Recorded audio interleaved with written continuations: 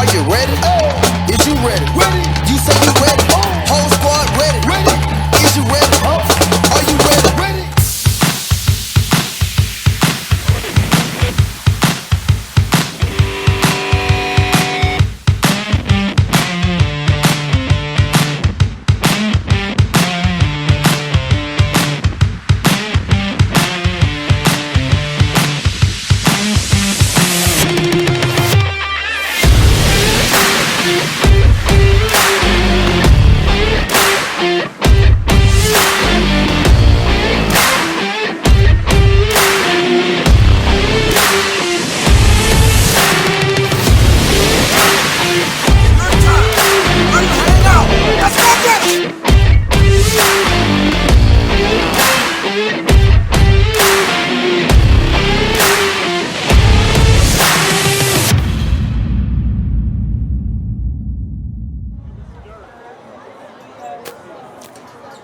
From Pan American Stadium in City Park, New Orleans, Louisiana, it's Fighting Patriot Football via YouTube on JohnCurtisPatriots.com.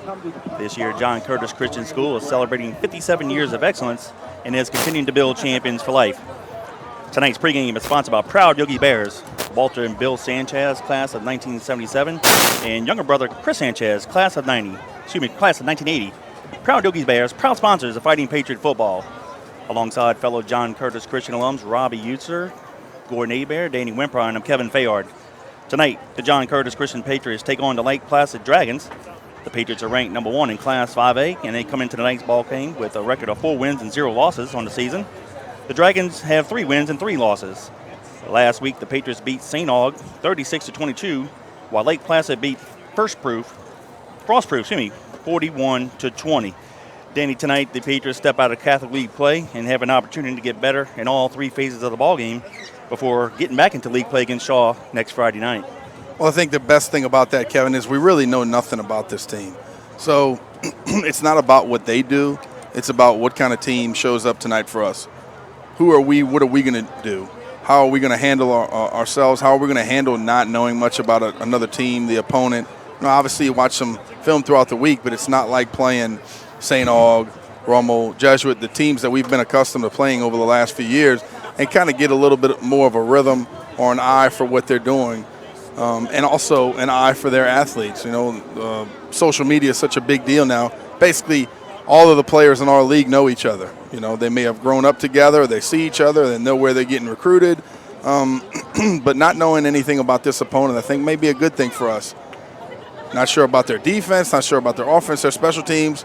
Let's just take care of business and do what we do and be who we are. Do the things that your coaches coach you to do each and every week, Monday through Saturday, and we're going to be fine. Take care of business on a Friday night. It's actually a really nice night over here at Pan American Stadium. And I don't know, as long as we take care of business and be us, we're going to be good to go. If you guys listen to us on the live broadcast, feel free to text us to 504-259-7690. Feel free to ask a question, make a comment. I want to get some, I know we'll have some Lake Placid fans watching us. As a matter of fact, I want to go ahead and give some shout-outs early. Heather Barnes from Lake Placid's checking in as well.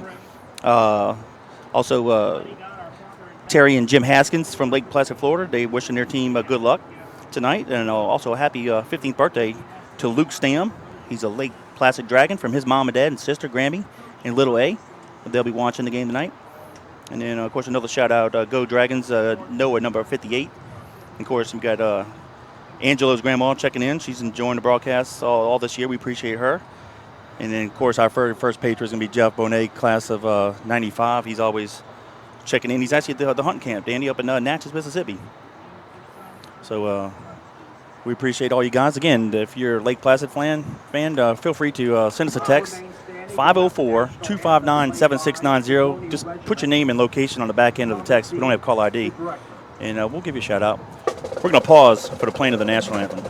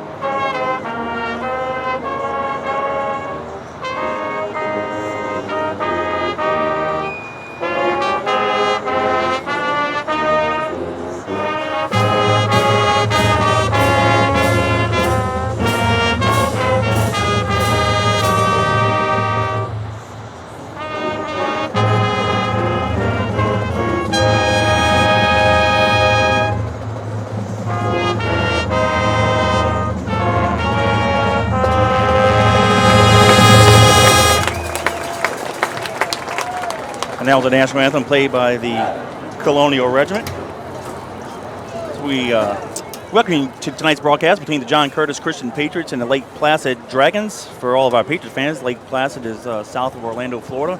And we appreciate those guys flying over here to play us. So we had 2 off weeks, and we were able to fill it before the first week of the season. Landy Walker filled in week 3, and then Lake Placid was kind enough to say, hey, we'll come to New Orleans and play you guys. So that's awesome. That's crucial, Kevin, and it was an exciting day for us once we found out that we were playing, because here's the deal. You don't want to have too many breaks throughout the season. You do want to be able to get guys healthy, but never knowing if you're going to have a first-round bye in the playoffs or how things are going to shape up. You want to be able to play ball games, and with the way that this private and select and the 5A thing shapes up, we don't play as many games as we used to, and obviously we don't play as many games in the playoffs. So you want, I'll call it, as much practice as you can before the real deal in the playoffs. And as we talk about that, Kevin, let's go over some keys to victory. First off, defense. Defense has played very, very well. Obviously, we've had some hiccups here and there, but we want to be able to get after the quarterback. We want to be able to get better rush up the middle and be able to contain on these QBs. Sometimes they've been able to run right at us up the middle, and the quarterbacks have been able to get out of the pocket and throw some things deep. Defensively, in the backfield, we got to do a better job shoring it up on the backside, not allowing the deep pass, not allowing the passes down the middle in the seams. I think we did a little bit better job last week in the flats, being able to attack the receiver in the flat, being able to get up to him and give him a little bit of pressure, not allowing them to get some easy touches and first downs. Offensively, the Patriots have been very efficient. They have scored a lot of points, and obviously they have run for a lot of yardage. We haven't had to throw the ball very much because we have done such an efficient job running the football. Let's see what JT has to say about it here with 7 minutes left before game. You got to come out off the bat. Set the tone. Play hard for 48 minutes. Let's go get it. There it is. Set the tone, play hard for 48 minutes. And as we're talking about the offense, Kevin, that's what we mean. Play hard, play physical.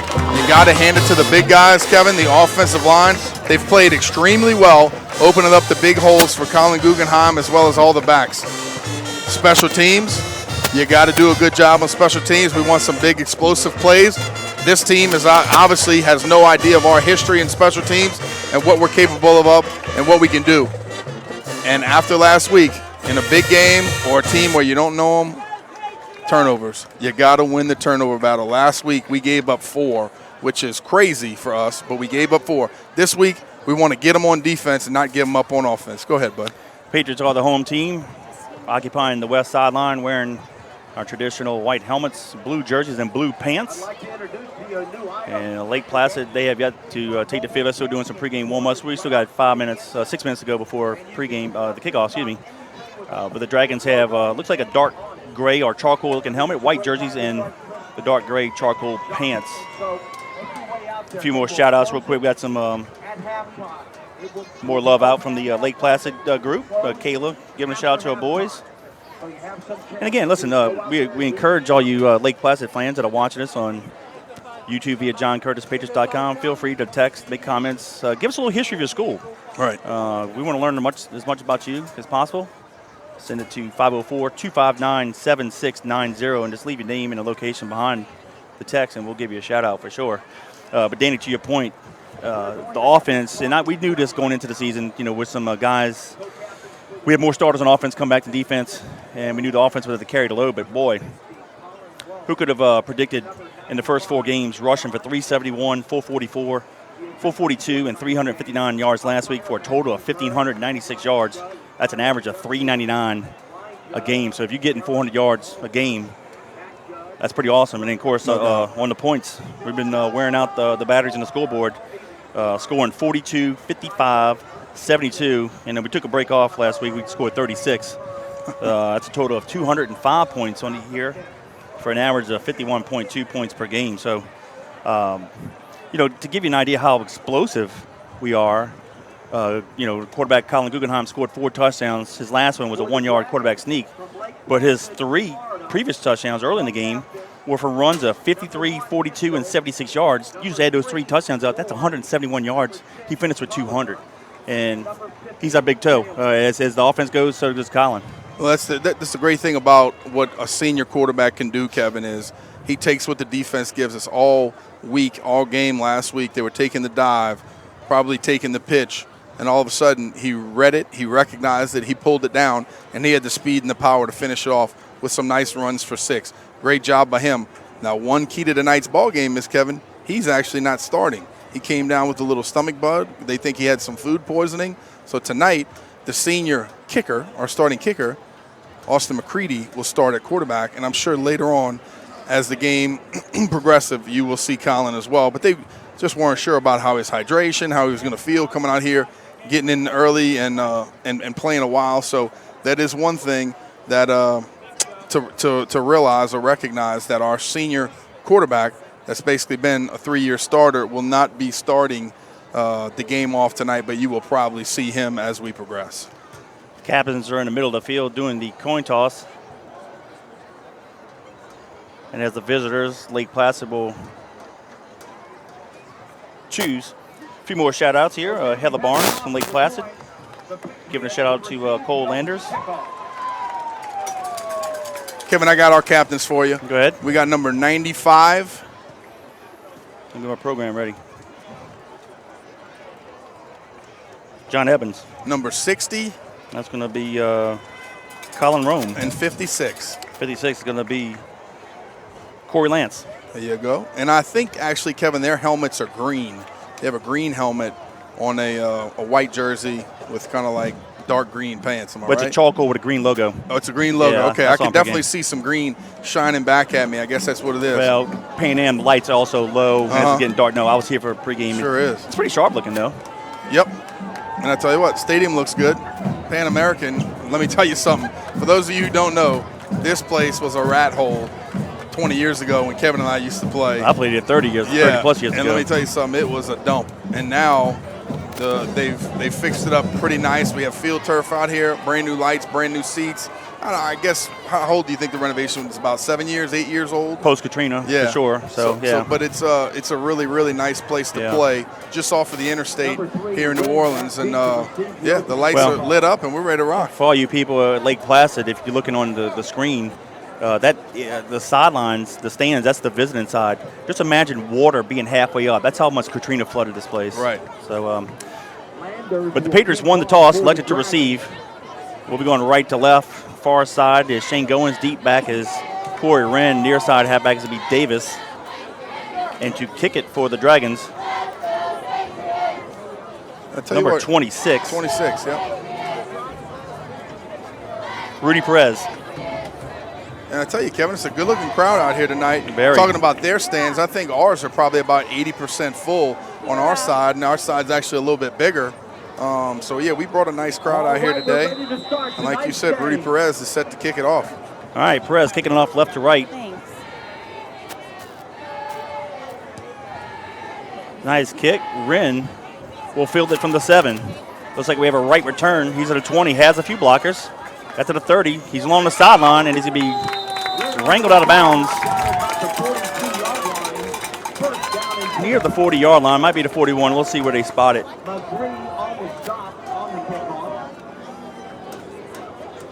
And a good job right there by Corey. Just picking it up, finding his blockers, find that little wall. Looked like we had some blockers bounce out with him to the left side. Did a good job of using his speed, getting it to the 40.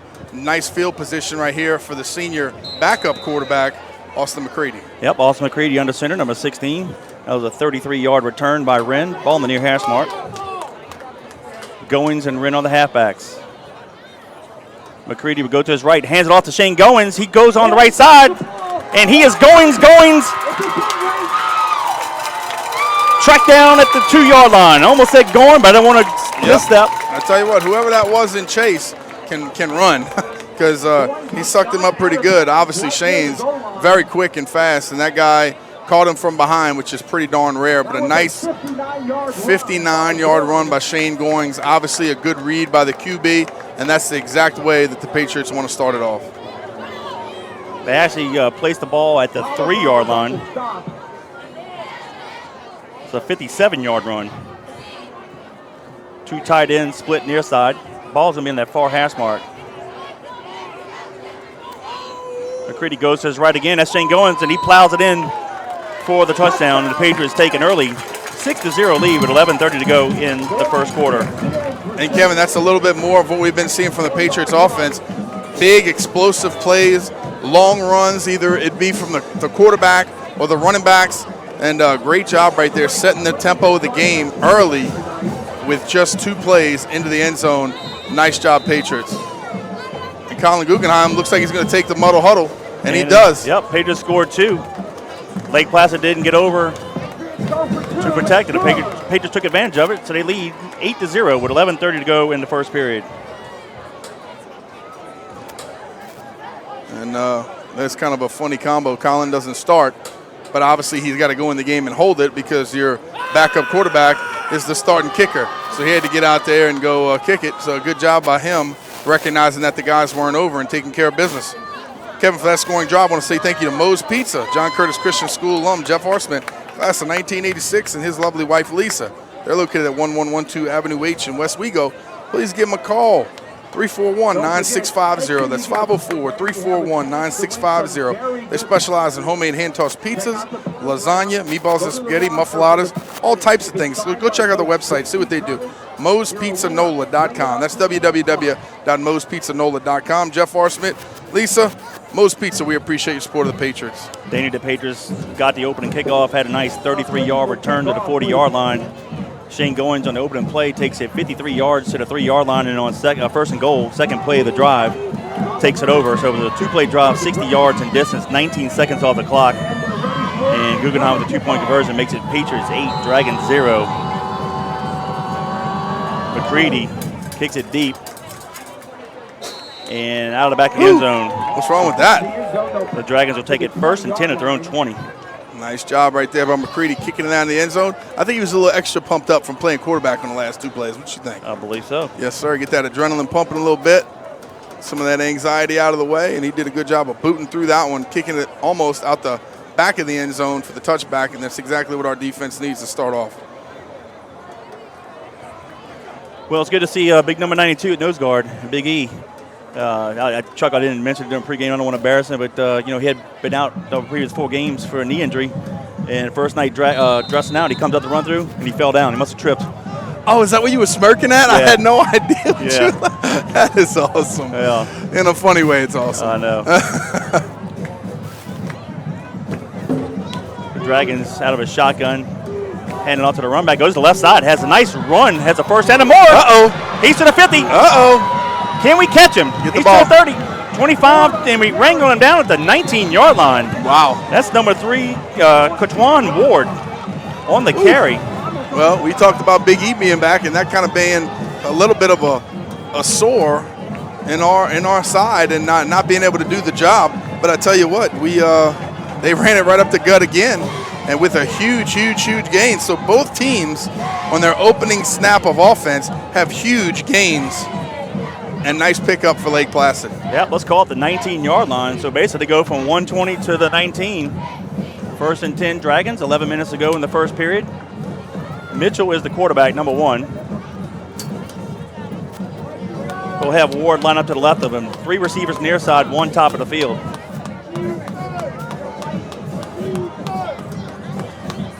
Mitchell takes the pass and center, throws it near side, complete, and he's stopped Good job immediately. by Jane. Rashawn Legree on the reception. No gain, maybe a loss of 1. Let's see what he spotted. See, Kevin, that's the big thing about us defensively. If we're going to be able to cover 3 trips receivers to one side and we're going to bump that linebacker out, it has to be a guy that can run and get to the football. Recognition, good first step, get to the football. Jane did that, put a hat on him. Obviously, we have a safety up top, kind of covering the middle of the field, and he could go either way. But a good job at Jane recognizing and going after the ball. They place the ball on the near hash mark. Actually, it is a loss of 1 back to the 20-yard line, 2nd and 11. 3 receivers to the left, 1 near side. Mitchell takes the pass from Center. He's going to keep it himself, comes near side, and he's going to get a few yards. He's hit out of bounds. Number 41, I believe that's Williams. Good job right there, them coming up outside. Morgan, it looked like Deshaun Williams was chasing from inside out. Good job of them getting after the ball. Kevin, they're going to pick up maybe a yard on the play. No, a little bit more than that. They placed it at the about 2. 17. Let's give them 4. Yep. It was at the 20, 3. It was at the 20, so 3rd down and a long 7. but that's what we want to see. We want to see our defenders getting off of blocks, getting after the ball, locating it, using their speed, and being able to wrap up tackle by committee. 2 receivers to the left, 2 to the right. Mitchell takes the pass from center, looks over the middle, has the guy wide open at the 5, complete, and he breaks a tackle and scores. Tulliver with the reception and touchdown, and with 9:06 to go in the quarter, it's now the Patriots 8, the Dragons 6 with the PAT pending. Ooh. I tell you what, I know that the safety wants to come down and put a hat on a hat with a big hit, but wrap up, do your job, put the guy on the ground, and then you give your defense the opportunity to make more plays. But you don't wrap up, Kevin. Your guy walks in the end zone. Easy completion, easy touchdown. Snap, plays, kick is up, and it is a line drive, and it's true. Yeah. Perez with the PAT, but it's 9:06 to go in the quarter. The Patriots 8, the Dragons 7. Got Brad Guthrie checking in from Plano, Texas, class of 97. Our good buddy, appreciate that. We have a lot of upcoming events that My mom said she'll be on the computer tonight. And then I want to say thanks to everybody for checking in. You guys will listen to us live on JohnCurtisPatriots.com. The Patriots are on top by 1 point with 9:06 left in the first quarter. Both teams with big offensive plays on their first play of each possession, and both of them get it into the end zone. And the Patriots went for a 2-point conversion, got it, and they're on top 8-7 with 9:06 left here on JohnCurtisPatriots.com. Just a shout out from a Lake Placid fan. From his sisters. It's like Nye Haifa, I believe, for their brother, number 64, Amin Haifa. And of course, Kevin Melanson checking in from Riverton, Kansas. His lovely wife and daughter were selling tickets for us. Kevin Melanson always checks in when he's on the road. That's right. So just like that, Patriots and Dragons opening an opportunity to score touchdowns. Man, we just got lucky and got 2 points on our try. Here we go. Let's break it back open with special teams. Perez. Short kick. Goings from the 17-yard line has a left return, has a huge hole, and has a convoy. He's to the 40, 45, 50. He may go untouched. Take it. Turn around, 4, make a block. Cuts inside the 10, he's to the 5, and he's going to score. Nice move. No flags on the play. Shane Goings with a 73-yard return on the kickoff, and 8:50 to go in the quarter. The Patriots extend the lead 14-7 with the PAT pending. Nice job right there. Good job of Shane showing us a little bit of wiggle after he showed us his speed. Nice blocking right there on the kick return, Kevin. We had this side of the field totally open. A good job by him. The only thing I'd say is Davis looked like he was outrunning Shane to the end zone. I wanted him to turn back around and make a block to spring him, but he did a good job of making a move, getting back up, and getting the touchdown. So a great job by him. Patriots line up for the PAT. Lake Placid does a better job covering the swinging gate. Guggenheim, the starting quarterback, to hold. Mccready to kick. Snap. Plays. Kick is up. And it's good. So with 8:50 to go in the first period, it's the Patriots 15, the Dragons 7. And Kevin, of course, for that scoring drive, we want to say thank you to one of our sponsors. That's Anytime Fitness of Metairie, 5200 Veterans Boulevard in Metairie, 70,006, 504-218-4814. Of course, they're John Curtis Christian alums, Damon Lepper and Janice Toops Lepper. They're offering 24/7 access to over 4,000 clubs worldwide. Cardio equipment, strength training equipment, free weights, personal training, small group classes. Mention the Patriot Nation during sign-up and receive free enrollment and 10% off your monthly membership dues. So give them a call. Tell them the broadcast team sent you. 504-218-4814. Anytime Fitness. We appreciate your support of the Patriots. Kevin, I was just informed that it is a happy birthday to our big number 76, Rudolph Bolds, up front. 75 this year. Yes, 75, that's right. He did receive the Coach Rob jersey. So 75, Rudolph Bolds. We want to say congratulations and happy birthday to you, buddy. Hopefully you start that birthday off with a big win tonight. And all of those offensive line, Kevin, have been playing exceptional. One of the reasons why we've been able to open up big holes and have those big runs. Deep for the Dragons near side. Tolliver far side is going to be Schultz. And we jumped off sides. Goodness. for the umpteenth time this year. Yep. How many times are we going to do that? Hey, a shout out from another Lake Placid listener. Says go Luis. Flag on the kickoff. Also with Donald, Nicole, Gabby, and Bubby watching from Harahan. I was just looking down at the Dr. D sponsorship. How about that? Maria checking in, saying good luck to Lake Placid Dragons. We appreciate all you Lake Placid fans reaching out to us. It we started this in 2013, and it really has enhanced the broadcast. We like interacting with the fans and even the opposing fans. Feel free to ask a question, make a comment, or hey, give us some history on Lake Placid. We'd love to share it with our Patriot fans. So the Patriots back it up 5 more yards to the 35. Tolliver and Schultz will receive it. Schultz will let it go into the end zone. Danny, that was 5 yards deep. Yeah, another nice kick by Mccready. Good job by him, making no questions or bones about it. Just get away from it. I'm kicking this thing deep into the end zone. And big number 92 comes out here smacking himself on the helmet, trying to get a little pumped up, his first action. And it's good to have him back, and hopefully the defense can kind of turn this thing around from where we started our first drive. Hey, I want to give a big shout out to a good friend of mine, Stevie Nicks, watching this from Prairie River, Canada. He's been goose hunting all week, and you should have seen the pictures he's been posting on Facebook, filling up the back of a truck with geese. Really? Hey, Steve, hook us up, man. We want to go on that. We got speckled bellies or snow geese? What we got? Man, I don't know. It was geese. All of that. Lots of it. All right, 1st and 10 Dragons from their own 20. 2 receivers near side, 2 top of the field. Ward will be the halfback to the left of Mitchell. They'll stay in the shotgun. High snap. Mitchell throws it far side. It's complete. And I believe that's Schultz, number 2. He actually caught it a yard behind the line of scrimmage, got hit. He did a great job fighting and gained 2, so it should be 2nd down and 8. Yeah, good job by our DB being right there. I think that was Stipe out there on the top of the field. Good job of him fighting through that tackle, trying to get a couple positive yards, and then, like I mentioned before, tackling by committee, getting him on the ground, and that's what we need, Kevin. Got to be right there when they throw the ball, be able to put a hat on a hat. They only gave him 1. 2nd down and 9. 3 receivers to the left, 1 near side. Ward lines up to the right of Mitchell. He dropped the ball, and I think Williams got it. Nope, they did. I tell you what. That's close. That was close.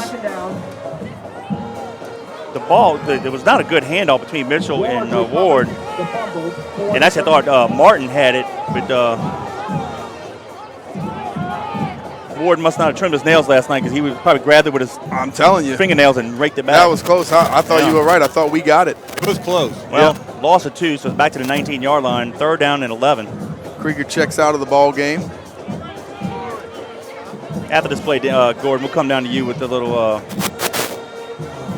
feel for what's going on the sideline. Now, what's the mood like down there? 3 receivers near side, split top of the field.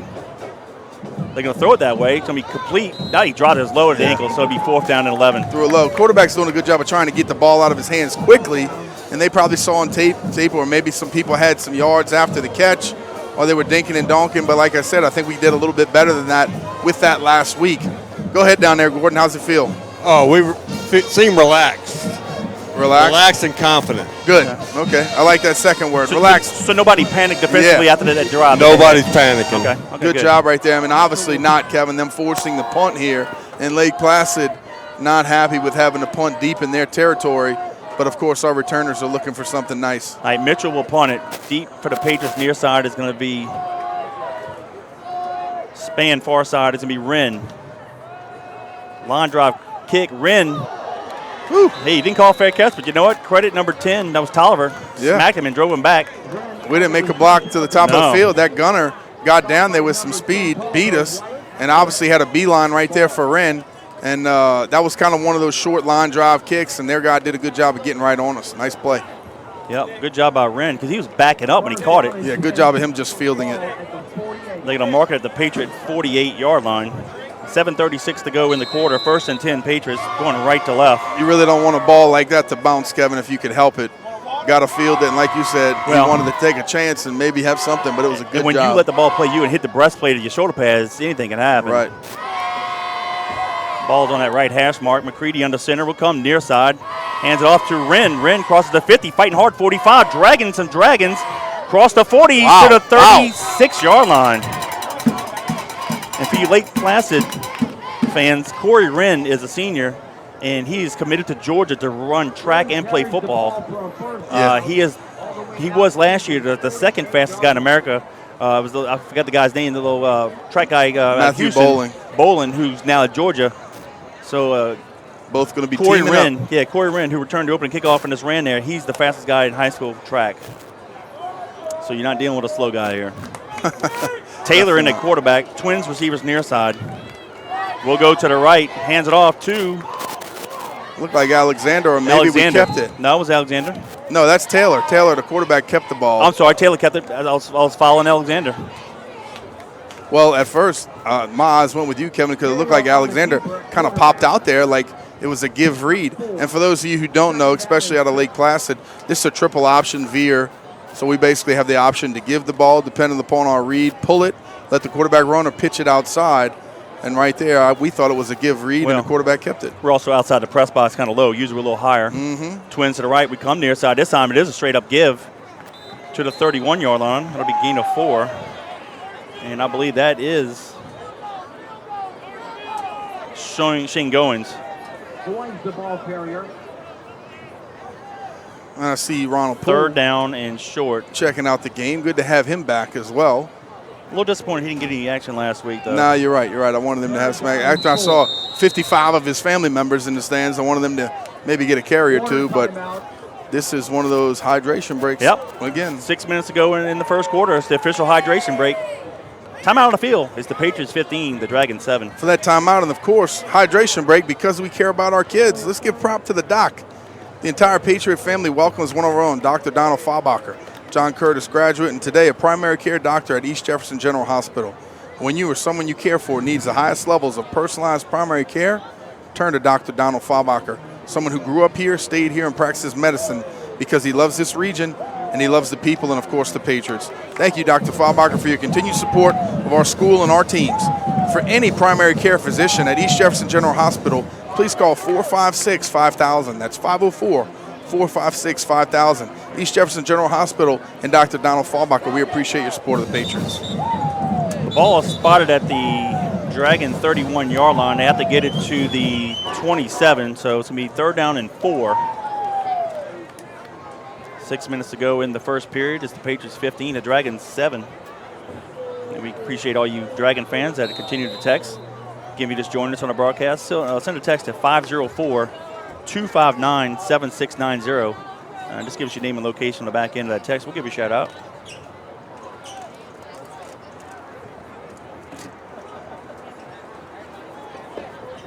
Taylor, the third string quarterback, ball in the middle of the field. Will go to the right, and he's going to follow the back of the middle, and he might have the first down. That was number 2, Ward, for the Patriots. And Danny, we always say this, it seems like if the quarterback misses the read, he knows it. He just follows the back through the hole. That's right. Smart play there. A little smart operation by the QB. It didn't work. It worked for the running back, but I didn't give it, so here I go. Needed 5, got 6. And you and I talked about this a couple weeks ago. It's good to see Taylor out there. Obviously, he's going to have the duties next year, as well as throughout the time of the season. We don't really want our kicker out there getting beat up also. Right. You know, they got to have those precious points, especially later in the season. Yep, first and 10 Patriots. Taylor back to pass. Fires a bullet near side of to Joel Taylor. He just didn't catch it. He went right through the fingertips and hit him in the face mask. Got to bring that in. Well, that was one of those where I don't think he picked up on it early, Kevin, because he jumped and the ball ended up hitting him right in the face. He didn't need to jump at all. No. And but hey, good job by Taylor getting the ball out of his hands quickly and a nice little dart. I was about to say, he got a little zip on him. Yep. Well, we've seen him throw in pregame, and he's got a pretty good arm. Very capable. And obviously, I think 3 weeks ago when, Warren Easton, we saw him run the ball, he was pretty darn quick too. Yeah. Landry Walker, excuse me. Yep. Second and 10, ball in the middle of the field. We're going to roll out to our right. Fires it, almost intercepted, but the back had an opportunity to catch it. He doesn't. It's going to be third down and 10. Now, let me ask you this. We're up about 1 touchdown. We're throwing in that was a flag on the play. Third string quarterback. We already got some backup running backs in, and we're throwing consecutive balls here. Are you good with that right now? I'm good with that. All right. Yeah, I think the coaches understand what type of game this is, understand what type of game this could be, and I think they want to give our guys the reps where they're due. Lake Placid is obviously a capable team, but if we play our ball game and we play all of our guys, it could get out of hand early. I think if we execute and do what we're coached to do. But obviously, we have to be able to be effective in what we do. So obviously, Coach didn't want us to go out there and roll out and throw it to a defender and get it tipped up in the air. But, yeah, I like us being able to attack them and use our different weapons. It was a flag on the Dragons, 15-yard penalty, brings it to the 14-yard line. Taylor back to pass, looks near side, fires it, had the tight end wide open in the flat. Just a little too hard. Yeah, it looks like Taylor just tried to hurry it a little bit, and I understand that. He's a young guy out there. His adrenaline's pumping as well, being on the field, trying to, push this defense down the field and obviously push the ball down the field with our third consecutive pass. I like what I'm seeing. But, you got to just kind of let the game come to you. You don't have to speed up too much. Make a nice, easy throw, nice, easy completion, and let's convert and get some first downs. Yep. 2nd down and 10 Patriots. Ball on the right hash mark. Draw play, and that's going to be Lee. And he's inside the 10 to the 5. And that's supposed to be drugged down. It'll be 3rd down and very short. Gordon, did you see what was that penalty that brought the ball down there? Roughing the passer. Gotcha. Thank you. Thank you, Gordon. Go ahead, good job. But I was going to say I like actually how we set that draw up, Kevin.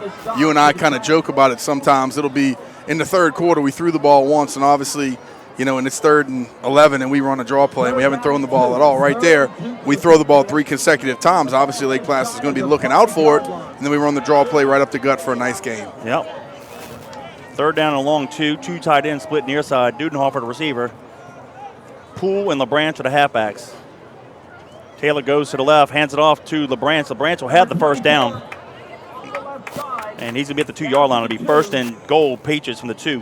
And I say that in a joking way, Kevin. A lot of times when we run the draw, it's because you're obviously in a situation where you might have a big play, but also you're worried about ball security. You don't want to have to throw the ball into coverage and allow something bad to happen. So that's why we do that a lot of times. And right there, we picked up the 1st down, so we're in good shape. Yeah, man, looks like got an injury timeout for the Dragons. Got to get a guy off the field. While we're doing that, let's give a shout out to the Weeds from Sebring, Florida. They're wishing their Dragons the best of luck. Want them to have fun and play a good game. And so far, they're not doing too bad. 4 minutes ago in the 1st period. 2 tight end splits to the right. 1st and goal from the 2. Taylor goes to the right, hands it off to Poole, and they got it. Nice job. So with 3:45 to go in the 1st, the Patriots add another 6. I tell you what, though, Poole's average on touchdowns isn't too bad, though. No, Kev? not at all. I think he's got about 5 carries on the season with 3 touchdowns. Good job right there. Good, efficient play right there by the offense. Obviously, we tried to put the ball in the air a little bit, and we like that. We like to see us throw the ball. Obviously, from a former quarterback and a former receiver, we like to see that. And also, we like to see 21 points on the board in the 1st quarter. So good job by Patriots putting it in there one more time, and obviously you got to hand it to the offensive line. Patriots line up for the PAT. Taylor to hold, snap, place, kick is up. And it is good. 3:45 to go in the 1st period. It's the Patriots 22, the Dragons 7. For that score, we want to say thank you to Gene Lafitte Harbor. They offer a wide range of services and rentals, such as bow or rod and reel fishing charters, RV campground rentals with 30 and 50 amp hookups, cabin rentals for small and large groups, airboat swamp tours, boat storage and boat slips, workboat rentals, pavilion rentals for hosting fishing rodeo fundraisers. They have a fully stocked hardware store and marina, and new this year, you can dine at the Barge Restaurant for breakfast or lunch. For more details, visit www.genelafiteharbor.com, or of course, contact John Curtis Christian School alum Shaw Cuevas, class of 05, at 504-689-2013. That's 504-689-2013. Gene Lafitte Harbor, we appreciate your support of the Patriots. Danny, that was a 9-play drive, going 52 yards in distance, taking 3:51 off the clock.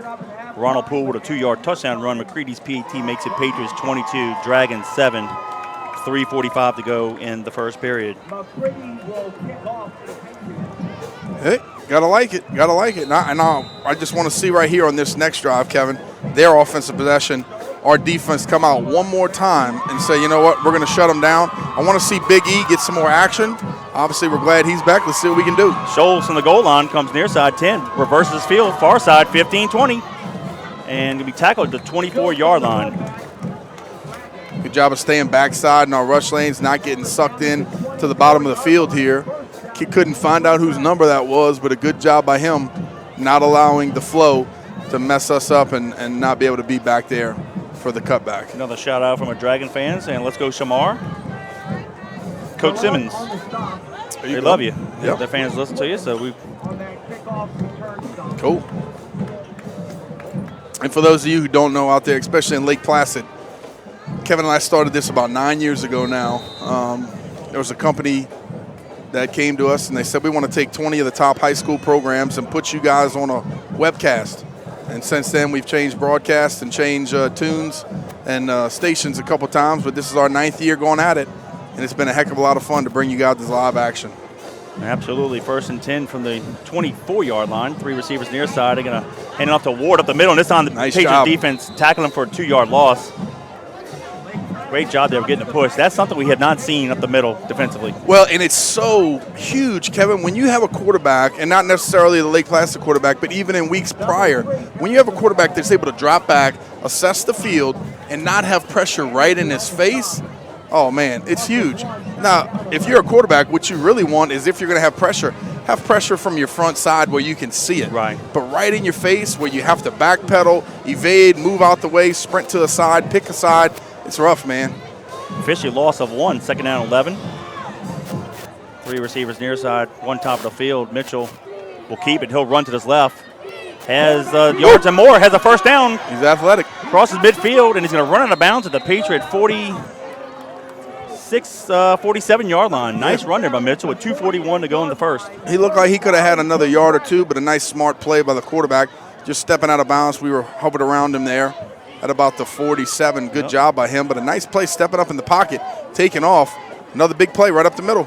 Coach Tim giving the shout out to the Dragons, telling his boys to stay focused and let's go. And I think, Kevin, just like them for us to them, it's good to play some competition that you've never seen before, you've never played against, some different alignments and sets, and of course, just some different players you don't know. Makes it a lot of fun. They're going to call a timeout. Yeah, they were a little confused and broke the huddle. So, timeout, Dragons. 2:36 to go in the first period. It's the Patriots 22, the Dragons 7. Kevin, for that timeout in action, I want to say thank you to Yaya's Comfort Food, one of my favorite places around. Go check them out, 2317 Hickory Avenue, right there in Harahan. They're open for breakfast or lunch, and obviously, this being a Friday night, go check them out tomorrow for breakfast. One of the best weekend dining experiences you're going to have for breakfast. Fantastic. My kids love it. They always get the same thing, but they always have weekend specials. They have specials throughout the week during the day, and obviously a good job them starting that up. And I think they celebrated their 1-year anniversary last month, and awesome food. So go check them out. Call them 575-3434, 2317 Hickory Avenue in Harahan, yayascomfortfood.com.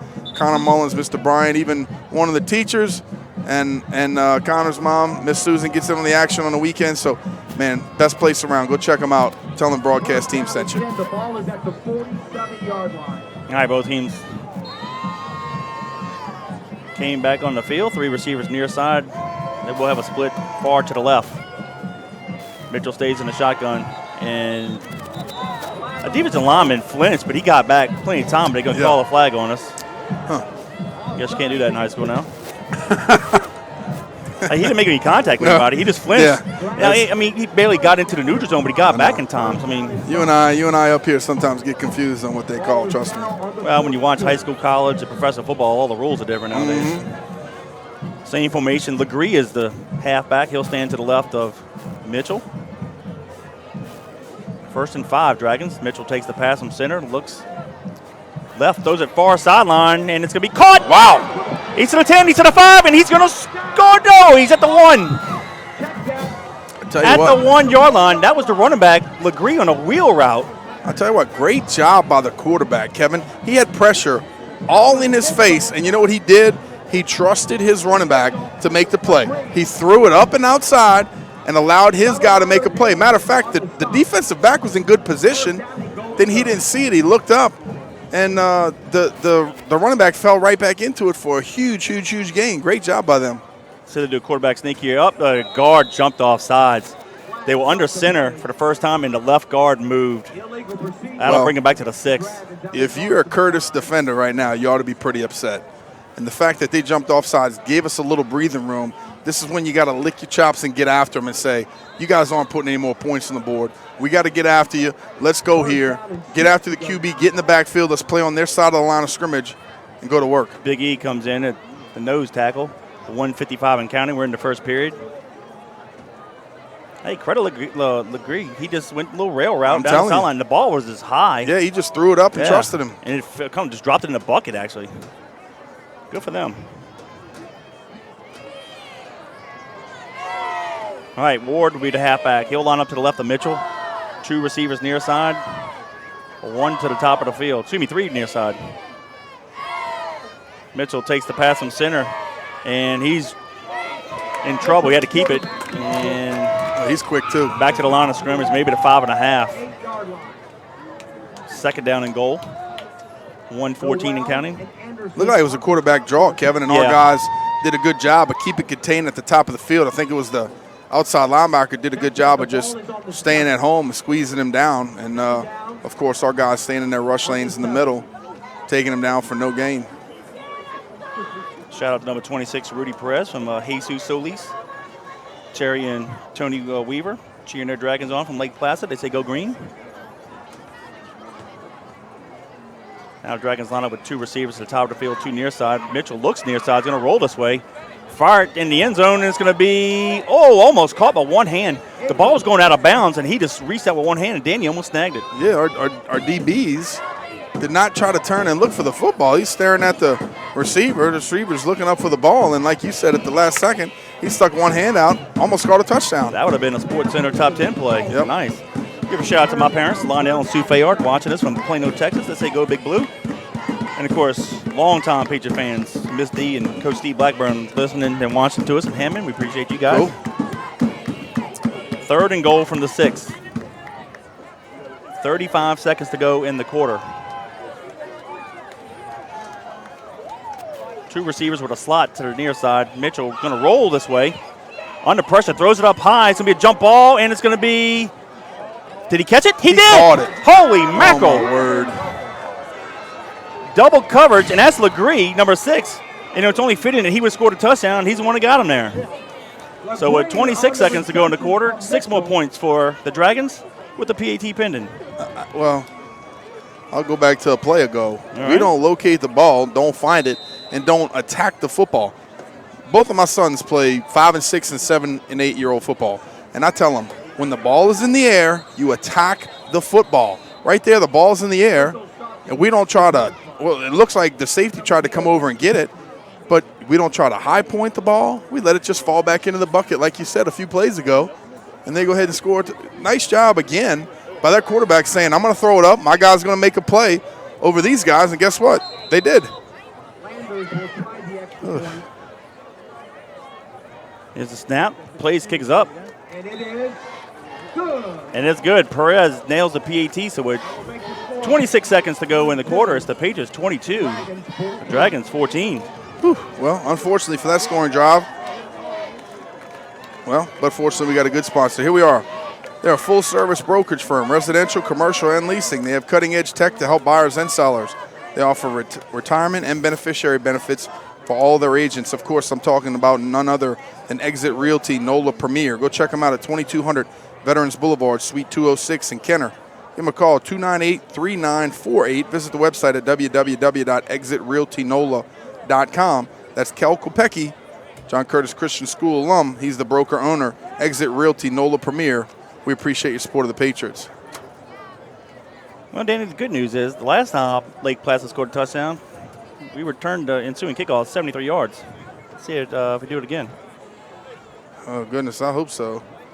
Got a new kicker, 22.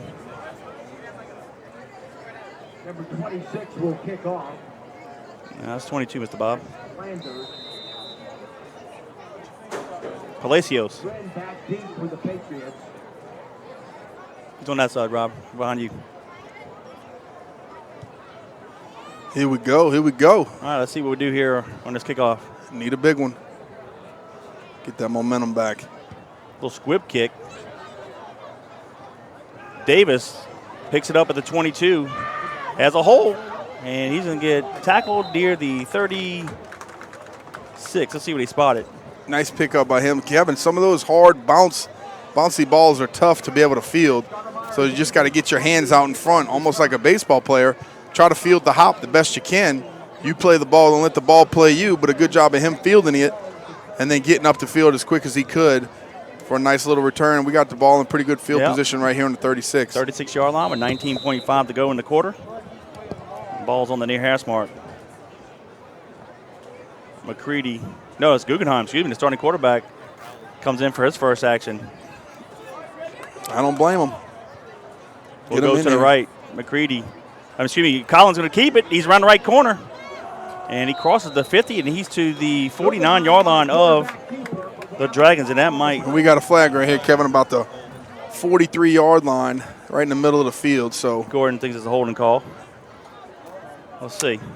Something in the interior. If you remember, it was around this time last year, we played on the Thursday night against Warren Eastern. And Colin, it was more of an ankle issue. And as a matter of fact, he was sick that week as well, coincidentally. And he played, I think he had like 101 fever, and he played in personal foul against the Patriots. That'll move us back. But he had a great game. He had a couple long touchdown runs and led the Patriots to a big win over Warren Eastern that night. Well, if I know Colin, I bet you that he was pretty darn upset he didn't start tonight. He's a leader and he's a heck of a competitor. And if you're that way, if you're in that mold, you want to play in the game. It must have been after the play because the ball goes 15 yards, goes all the way back to the 36, but that's the original line of scrimmage. Yeah, I guess it was from the spot where it happened.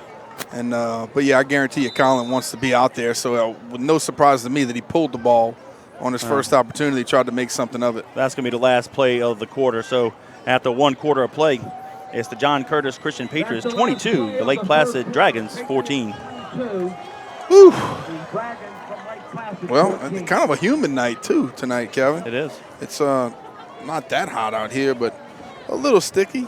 For that first quarter of action, Kevin, I want to say thank you to Plum Street Snowballs. Go check them out. They got their uptown location at 1300 Burdette Street. And, of course, the Metairie location is inside Lafreniere Park at the concession stand by the splash pad. So call Tony Curtis at 504-256-3298. Talk to them about your next birthday party event. For the best tasting snowball in the business, give Tony a call, 504-256-3298. Plum Street Snowballs. We appreciate the support of the Patriots. First quarter scoring recap, there's a lot of it. The Patriots got the opening kickoff, went on a two-play drive, 60 yards in distance. Shane Goins had a 3-yard touchdown run, 2-point conversion, but the Patriots made it 8-0. But then the Dragons came right back, had a nice long 80-yard drive. Mitchell to Tolliver from 17 yards out. Perez made the PAT, and that closed the gap to 8-7. And the Patriots on the ensuing kickoff ran it back. Shane Goins, 73 yards for the touchdown. McCready's PAT made it 15-7. And then with 3:45 to go in the quarter, Poole had a 2-yard touchdown run for the Patriots. McCready added a PAT, making it 22-7. But then the Dragons came right back. Mitchell to Legree from 6 yards out. Perez with the PAT, and that's where we stand right now, 22-14. The Patriots were an 8-point lead. And I like where we're out on the field. Kevin, looks like we're going to get some good vision from us right here, right in the action, and see what the Patriots can do offensively. All right, Patriots now going left to right. Ball in the middle of the field. Guggenheim under center. We'll go to the left. Handoff. That's going to be going. Oh, excuse me, that's Corey Wren. Woo, Danny was about to hit that second gear. He got to the 40-yard line. I tell you what, Dragon fans, if he'd have kicked that gear, there's no way you'd have tackled him. And a good job by number 4 falling back in on the action. It's really pretty rare that we see him get all the way into the secondary and somebody get him, but a good job of your guys taking an angle and getting him down. Patriots quickly up to the line of scrimmage. Guggenheim had a check with me, barking out the signals. Guggenheim back to pass, looks near side, fires it off his back foot. Receiver ran deep, He threw deep out. Second down and 10. Well, I think Kevin, what the receiver may have had the opportunity to do was to be able to convert. I don't know if we were supposed to run, an out route or a curl route, but either his miscommunication or the receiver said, I got him deep, I'm going to go. But obviously not what Colin was thinking, and so you know what? Throws it away, and we play the next play. Got a question for you to think about. Donald D's asking, what's your favorite meal at Yaya's? Think about it and answer that after this play. Second down, 10 Patriots. 11:28 to go in the half. Guggenheim comes near side. He fakes the pitch, turns the corner. He's at a 35, 30. Right to the middle field. Makes the tackle. He's going to score. Great job by Colin Guggenheim with a 40-yard touchdown. 11:16 to go in the half. The Patriots add 6 more. That's him. Good job by him, just like you said. Playing the offense, doing what he does. Like slow played it, kind of act like he was going to kick it out to the outside on the pitch, and then just had a great Doug step, and then his speed finished it off after he broke another tackle. But a good job by Colin doing what he does and getting 28 points on the board for the Patriots. What was the question? What's my favorite meal at Yaya's? Who asked that? Dr. D. I tell you what, man, there's something that he doesn't make that often. It's called chili quiles, and it's like got like some tortillas on the bottom with like chorizo and some eggs over the top and guacamole. Woo.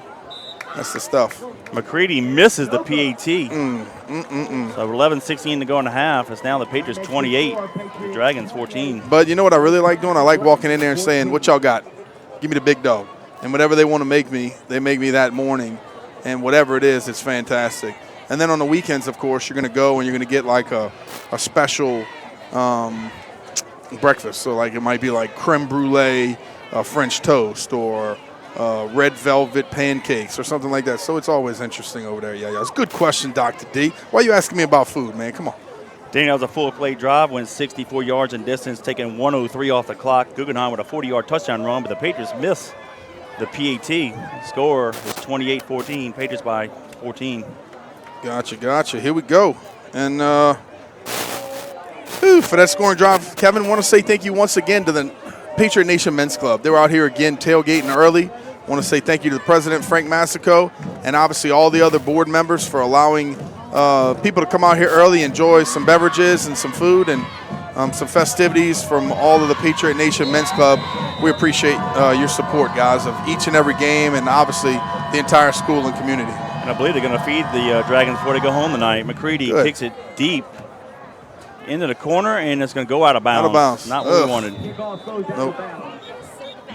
Give a shout-out to some more Lake Placid fans. It's a shout-out to number 3, number 1, and 10, and number 8.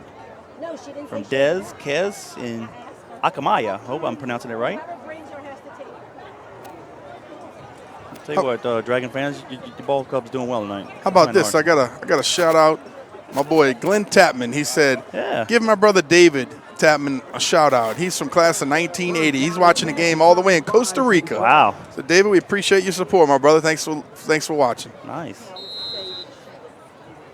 Yeah, we really need to get a map and start pinning where people have been texting throughout the years. I think that's a good thing for you to do. I'll do that during the all season. All right, Dragons going right to left. First and 10 at their own 35. 11:16 to go in the half. 2 receivers to the top and to the near side of the field. They hand it off to Ward, number 3. And he fought to get back to the line of scrimmage. No gain. Second down 10. And did we find out if Big E was committed to Tulane or not? No, we need to look into that. Yeah, I gotta ask around. But so Angelo Anderson, our outside linebacker, defensive end, down to the bottom of the field here, number 48. He is committed to Tulane, and so far I think that's it right now, right? And Corey to Georgia. Corey's to Georgia, and Guggenheim to Army. And Guggenheim is to Army. The starting quarterback is committed to Army, and so yeah. But before the season's over, we're probably gonna have more for you. So stay tuned. Yep. Split to the top of the field, trips near side. They'll stay in the shotgun. Mitchell takes a pass to center, throws it near side. Tolliver has it behind the line of scrimmage, breaks. Ooh, nice move. One tackle, but he's losing some yards. Stipe did a great job getting up and making the play, and I think he got it maybe a gain of 2. Almost made the same guy miss twice. That's right. Good job by him. Just continuing to fight, continuing to drive those legs, make something happen. And good job by the Patriot defenders chasing from inside out, trying to get on them. We're at the 10-minute mark of the half. 3rd down and 6. He just didn't have the same feel as last week against St. Aug, crowd-wise or the team. You know what I'm saying? Just seems a little going through the motions a little bit. Going through the motions. Well, that's the It thing, seems Kevin. that way. If I'm just hypothetically speaking here, if you play a team and they're from out of town and they're nationally ranked and they're in the top 20, they're in the top 25, and it's easy to get up for games like that. If you play a team out of Florida whose record's 3-3 on the season and they're making the trip and they're coming all the way here to Louisiana, you might say, we got this. It's just another day at the office. You can't do that. No. This is high school football. You got to show up each and every week. And honestly, Kevin, it's like that in all sports. You can't have a relaxed day. You can't just show up, think you're going to put your cleats on, roll out the red carpet, and go beat somebody. It doesn't work like that. You got to put your work in. You got to have your intensity. Like Coach JT says, it doesn't say play 12 minutes, 24 minutes. Let's play for 48 minutes. You got to do that. If you want to win, you want to be competitive, you want to win championships, you got to do it each and every game. Yep, that was a timeout by the Dragons. So a 3rd down and 6, 9:38. They're going to line up with the ball at the near hash mark. But I expect us to wake up pretty quick. Now they got a slot in twins to the right, split near side. Mitchell hands it off to the running back, and there he is, tackled behind the line of scrimmage. Nice job. I believe that was Angelo. And it's funny, we're saying that with 28 points on the board by the Patriots. But if you're from Lake Placid, you can understand some of our expectations and goals on where we need to be. And I hate to criticize the Hall of Fame coach that we have, but did we really substitute a little too early in the ball game? Right. That's what I'm saying. Yeah, before Colin even got in, we were substituting guys in on offense. And we had 3rd and 4th line, 5th line running backs out there. Yep. But defensively, do it again, force the punt. Let's see what we can do here on special teams. And let's try to hold that gunner down this time, Kevin, see if we could actually get a good return. Mitchell to punt it. Span will be the far side halfback. Wren the near side. They're going to stand at the 35. Little rugby-style kick. Span picks it up at the 35-yard line. He has a lot of room on the far side. He's at a 50, 45. Crosses the 40, and I think he's near the 35-yard line, and that's where they're going to mark it. So it'll be 1st and 10. Patriots with 8:41 to go in the half at the plus 35. Let me tell you something about Lake Placid that I've noticed. They can run pretty good. That was number 70 right there, chasing down Caleb Span from behind. Obviously, he had the angle on him, but a good job. Lake Placid looks like they're pretty quick. Good job of them continuing to move and work and get after our guys. But a nice job right there by Span, hitting it hard, getting us a great return and great field position right here in the 35. They might have did a little better if they had more than 9 people on the field. No, that would help. Is that right? Yeah. Whew, that's not good. All right, 1st and 10 Patriots, ball on the left hash mark. Guggenheim back at the quarterback on the center. Guggenheim back to pass, looks near side, has a tight end in the flat. That's Orgeron, complete, and he's shoved out of bounds. Around the the 28. Let's see if we spot it. Funny thing is, Shane Goings is on the sidelines hurling, Kevin. I don't know if he's got one of those stomach viruses or if it's just one of those hot nights. Out here now. But I was thinking about Ogeron last week when he was playing both ways, and he's puking on the field. They're getting after it. Watch what happened to the Lake Placid guy earlier. I didn't mention it, but Guggenheim rolls, says left, has a back wide open in the flat, and he's going to be sacked. He should have thrown it. Don't know why he didn't hit the back in the flat. He's wide open, but he ate it, and guess what? He got sacked. Back to the line of scrimmage at the 35-yard line. I don't have as much couth as you do, so I had to throw that out there.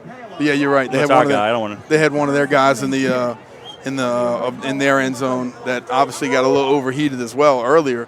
But it is one of those nights. It's just kind of hot and humid, and you better have hydrated, taking care of your business. Kevin, but you're right. Colin just got to get rid of the ball. There's more yards after the catch there. 3rd and 10. Lost 7. But he had the profit in the flat and didn't take it. Got to take advantage of that.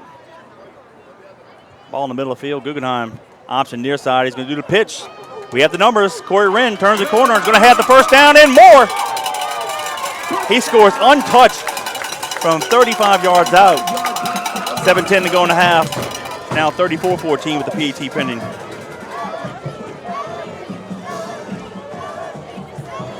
Good job right there. Kicking it out to the speedster. Untouched. Good job of Collins setting it up. Getting all the way to the end man of the line of scrimmage. Kicking it out there, and obviously we had a good lead blocker and a good job again, Kevin, by the receivers blocking downfield and doing what we need to do to spring for another score. Wren had an 88-yard touchdown run last week against St. Aug.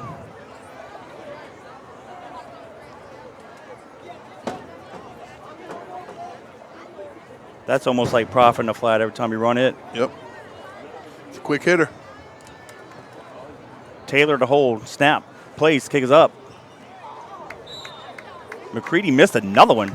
I don't know what's going on. That's 2 in a row. It's unlike him. Different holder, so I don't know if that has anything to do with it. No, I'm going to go no. Definitely is not something we want to see. Missing extra points. I mean, he's a really, really good kicker. That can't happen, so I'm not sure, but that could be it. But anyway, good job right there by the Patriots putting more points on the board, Kevin. And again, for that scoring drive, I want to say thank you to Moe's Pizza, John Curtis Christian School alum, Jeff Arsman, class of 1986. They're located at 1112 Avenue H in West Wego. Give them a call, 504-341-9650. They specialize in homemade hand-tossed pizzas, lasagna, meatballs, and spaghetti, and muffaladas. Visit the website, moespizzanola.com, 341-9650. Moe's Pizza, we appreciate your support of the Patriots. Then it was a 3-play drive, went 35 yards in distance, 1:31 off the clock. That was all set up with Span's punt return to the 35-yard line. Wren with a 35-yard touchdown run, but we missed the PAT. So with 7:10 to go in the half, it's the Patriots 34, the Dragons 14.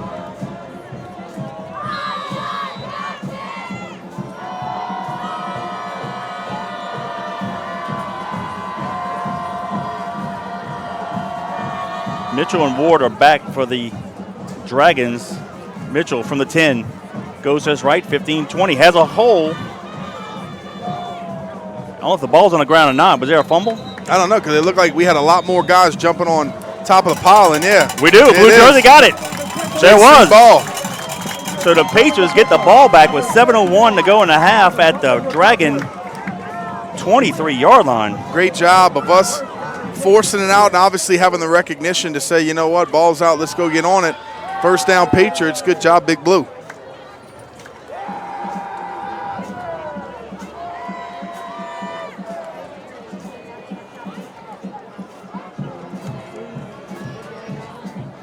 Second consecutive drive where the Patriots start off in plus territory.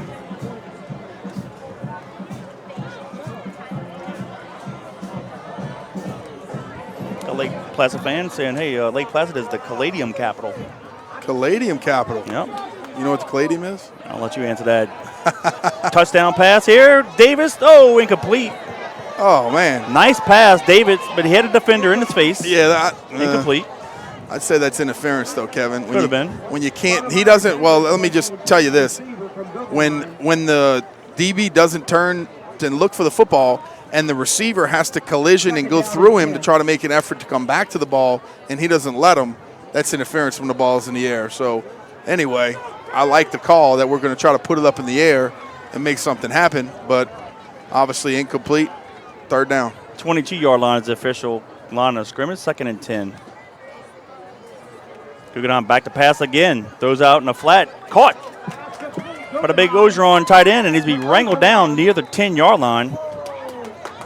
Should be a first down. Ooh, it's going to be, yep. Where do they mark it? First down. You're right. At the 10, first and goal. 6:46 to go in the half.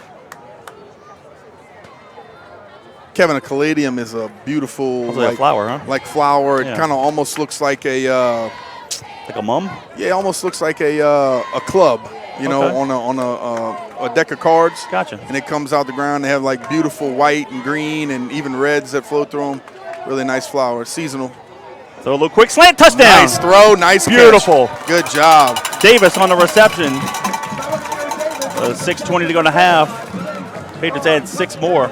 I tell you what, good 3-step drop right there. Nice bullet fired by Colin Guggenheim, and obviously a nice route by Davis, being able to get up underneath, and nice play right there by the Patriots. Good protection up front by the big boys, and nice conversion. Patriots on top 40-14 with 6:20 left here in the second quarter. See if we can make one here. I just think he's over kicking. He's just swinging his legs. Yep. I mean, he's too good of a kicker to be missing us. Taylor's holding again, so let me watch this a little more closely. No, he made one, but two with Taylor holding already. They're offsides.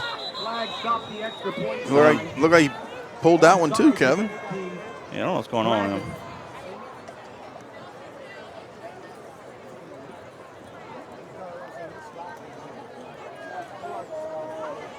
It was a 3-play drive, 22 yards in distance, 41 seconds off the clock. Googs to Davis. And obviously, 10 yards out. Well, it looks like, they jumped off sides. Kevin, move it a little closer, and obviously we can go for 2. But Coach T's probably looking at what he's looking at and saying, you know what, we need to kick this thing. Come on, Austin. Snap. Plays, kick is up, and it's off the upright. Boy, he is struggling tonight. What is going on? There's a flag in play, all sides. No, keep kicking it. Yeah, just keep kicking. Got to get this thing done. That's ridiculous. I mean, he's an all-state kicker. Yeah, Coach Kyle calls him out to the side and says, hey, man, take a deep breath. Do what you need to do. Swing that leg through. Kick it through the uprights. It's like Tiger Wood missing a 2-foot putt. But you got to realize, too, and you know as well as I do after watching football and being around football, as long as we have, kicking is a head game. Sure. You cannot let it get inside your dome, because if you do, you're going to overthink it, you're going to overanalyze it, and it's going to get worse and worse and worse. So let's go, Mccready. Get it right through there. Snap, place, kick is up. And it's good. Attaboy. So with 6:20 to go in the half, it's now the Patriots 41, the Dragons 14. Good job getting it through there. Now we can breathe a sigh of relief and get back to work. Give a shout out to Big Barry. He's up at the fishing camp. Appreciate you. And we got a Dragon fan telling us that Lake Placid is a very small town. They only have 2 traffic lights. Is that right? That's cool. Kevin, for that scoring job, I want to say thank you to our family's company. Go check us out, 7201 Airline Highway, right there in Metairie. And if you're leaving Curtis, actually come down Little Farms. You're right at the light. It dead ends into our office. So come check us out, 7201 Airline, right there in Metairie. Give me a call, Danny Wimpron at the office, 738-7700, for all your commercial garbage needs. Like we've said forever, our business stinks, but it's picking up. All right, Mccready to kick it off. Deep for the Dragons. Tolliver near side. And Ward the far side, halfback. And this will go in the end zone for no return. So it'll be 1st and 10 Dragons at their own 20 with 6:20 to go in the half. Good boot right there by Mccready again, putting it deep in the end zone. It looks like he's liking that right corner tonight. And we like him kicking it through the end zone like he's been doing. So good job by him. And it's going to put our defense in a good position. You and I have said this time and time again. When you have our defense put against another team's offense and they got to drive 80 yards, we like our percentages and our chances, especially with Big E back here in the middle, big number 92. Let's shore this thing up and get after him. You're going to need batteries soon, Gordon, Robbie's saying. At the end of the game, would you be able to announce the happy early birthday is the number 745? All right, now they're going to have 2 running backs with Mitch on the backfield. Legree and Ward. And they called time. They were real confused. Receiver lined up on the wrong side before the play clock went out. They called timeout. So timeout on the field. Charge to the Dragons. 6:19 to go in the half. It's the Patriots 41, the Dragons 14. Whew. 41 points, Kevin. That's not too shabby in the second quarter, about halfway through. But, even so, there's definitely some things we need to work on and get better at. Yeah. Not 100% effort and solid right here by the Patriots. But Lake Placid's obviously coming in, making some big plays and doing what they do. Well, I know you have a big emotional win last week, 6 days to prepare for Lake Placid, but we both been there. We know it's hard to do, but you got to do it. You got to, play. And then, like most good teams, it's hard in football to have that high energy every week. So in a game like this, battle through it. Well, exactly. Just battle through it. And when you get older and you play in college and play, you know, maybe after college, it's about being a pro. It's about making it a business trip and treating it like a business. Mitchell takes the pass from center, steps up, is going to heave it deep down the far sideline, double coverage, and it's going to be intercepted. Stike comes near side. He crosses the 50. Picks up a block, hops. Patriots has the block in the back. That'll come back. He crosses the 40. And he's going to be pushed out of bounds to the 25-yard line, but there's a big block in the back in midfield. Yeah, I don't think it was a block in the back. I think it was a crack back. Oh, that's right, the new rule. And about that. Yep. where the guy from Lake Placid obviously didn't see it, and we hit him with a big old hit. And you know that is a new rule that you cannot do that. Obviously, I mean back in the day, you and I played. I mean, up until 2 years ago, that's the way that we blocked. I mean, you got to get your head on the swivel as a defender and keep your head up and eyes open. And some of these kids remember that, and so it's hard to kind of realize it, you know, and keep your hands back and just kind of shield the guy and screen him. But obviously, he's down on the field, and we don't want to see him injured. The Patriot medical staff. Oh, he's good out there. Good job. He bounces up. Number 61. Tough guy. Good job right there. Give him a shout out. It's Cody Wiggins. He didn't see it coming. Obviously, it's going to be a flag on the Patriots. No, he definitely got flattened. It's good. That's like we said. That's one of those blocks that always made everybody go ooh and the ones that you love if you know. You love traditional football and the way that it used to be years ago, but I tell you, it's health is first and foremost, especially when you're talking about the young athletes. You got to take care of them. Yep, it's the official hydration break. 5:59 to go in the half. Timeout in the field. Patriots 41, the Dragons 14. Speaking of health and taking care of our guys and the hydration break, let's give a shout out to one of our doctors. The entire Patriot family welcomes one of our own, Dr. Donald Fabacher, John Curtis graduate, and today a primary care doctor at East Jefferson General Hospital. When you or someone you care for needs the highest levels of personalized care, turn to Dr. Donald Fabacher, someone who grew up here, stayed here, practiced here, and loves his family, loves his region, and of course loves the Patriots. Thank you, Dr. Donald Fabacher, for your continued support of your school and our teams. For any primary care physician for East Jefferson General Hospital, call 504-456-5000. EJ and Dr. Donald Fabacher, we appreciate your support of the Patriots. Patriots moves the ball back to the 40-yard line. Taylor back at quarterback for the Patriots. They'll go to the left, and he hands it off to Ward. And he gets it to the 46, gain of 6. So I guess unofficially you would call Taylor our third-string quarterback. Yes. Or maybe officially, I don't know. Yes. But as you guys saw, our backup quarterback, who's our starting kicker, opened out the game because our starting quarterback, Guggenheim, was kind of ill this week. And now we have our third guy, Taylor, in the game. And he's done a good job over the past few weeks that he's gotten in, being able to lead this team and got them to some good points. And good to have some valuable time in there by the QB. As they mark at the 45, 2nd and 5. Taylor hands it off to, I believe it's Alexander, crosses the 50 and more. And he gets it near the 35-yard line of the Dragons. Yeah, it is Alexander. Full head of steam right there. Good job by him running behind his pads and dragging some people. And we like Alexander. He's kind of one of more of those stocky, physical runners. And obviously we see him as a linebacker sometimes.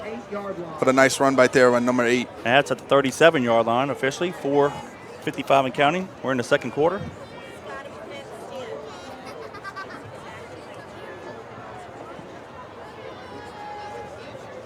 I've got a slight little breeze going now. Hope so. Taylor back to pass, looks near side, fires, it's caught. And the receiver breaks the tackle to the 20, 15, cuts inside of 10, he's going to score. Number 82 on the reception. Jack Frost. Jack Frost, Kevin, was a receiver. His dad was a receiver when I was in 8th grade, maybe 7th or 8th grade. Jack was a senior. He played with Jeff, and that's his son, Jack, and it's nice to see him get his hands on the ball. And you know what? I was going to say a good strike by the quarterback and a nice job by Jack catching the ball and turning up and outside like he's coached to do. And then obviously he cut back in, used some of his athleticism and got all the way to the end zone. And as a quarterback, Kevin, you love that stuff. You throw a nice, easy, quick ball, and the receiver turns it into a how long of a pass? 37. 37-yard pass on a nice, easy pitch and catch. Good job by the Yak Yards by Jack Frost. Snap. Plays, kick is up. There it is. And it's good. McCready has the PAT, so with 4:30 to go in the half, it's now the Patriots 48. The Dragons 14. Ooh, quick strike offense, Kevin. We've seen it all year this year. Good job by them. I want to say thank you once again to Kel Kopecky. He's the broker owner at Exit Realty NOLA Premier. They're a full-service brokerage firm, residential, commercial, and leasing. They have cutting-edge tech to help buyers and sellers. They offer retirement and beneficiary benefits for all of their agents. So go check them out at 2200 Veterans Boulevard, Suite 206 in Kenner.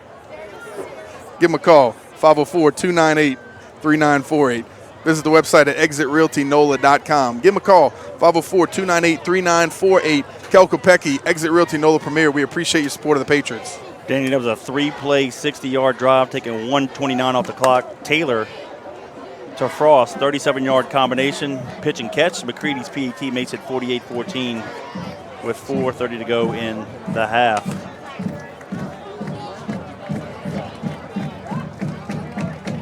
And the good thing about this game so far, Kevin, you and I have not had to get too excited like we did last week. Right? New kicker. Yeah. Ward from the 15-yard line does a right return. He's to the 20, picking up 25. some blockers. And fumble. Ball's out again. They picked it up, and we're going to sling him down at the 24-yard line. Nice play right there. Boy, that would have been real bad for the Dragons. Thank goodness he was there. That's number 46 for the Patriots.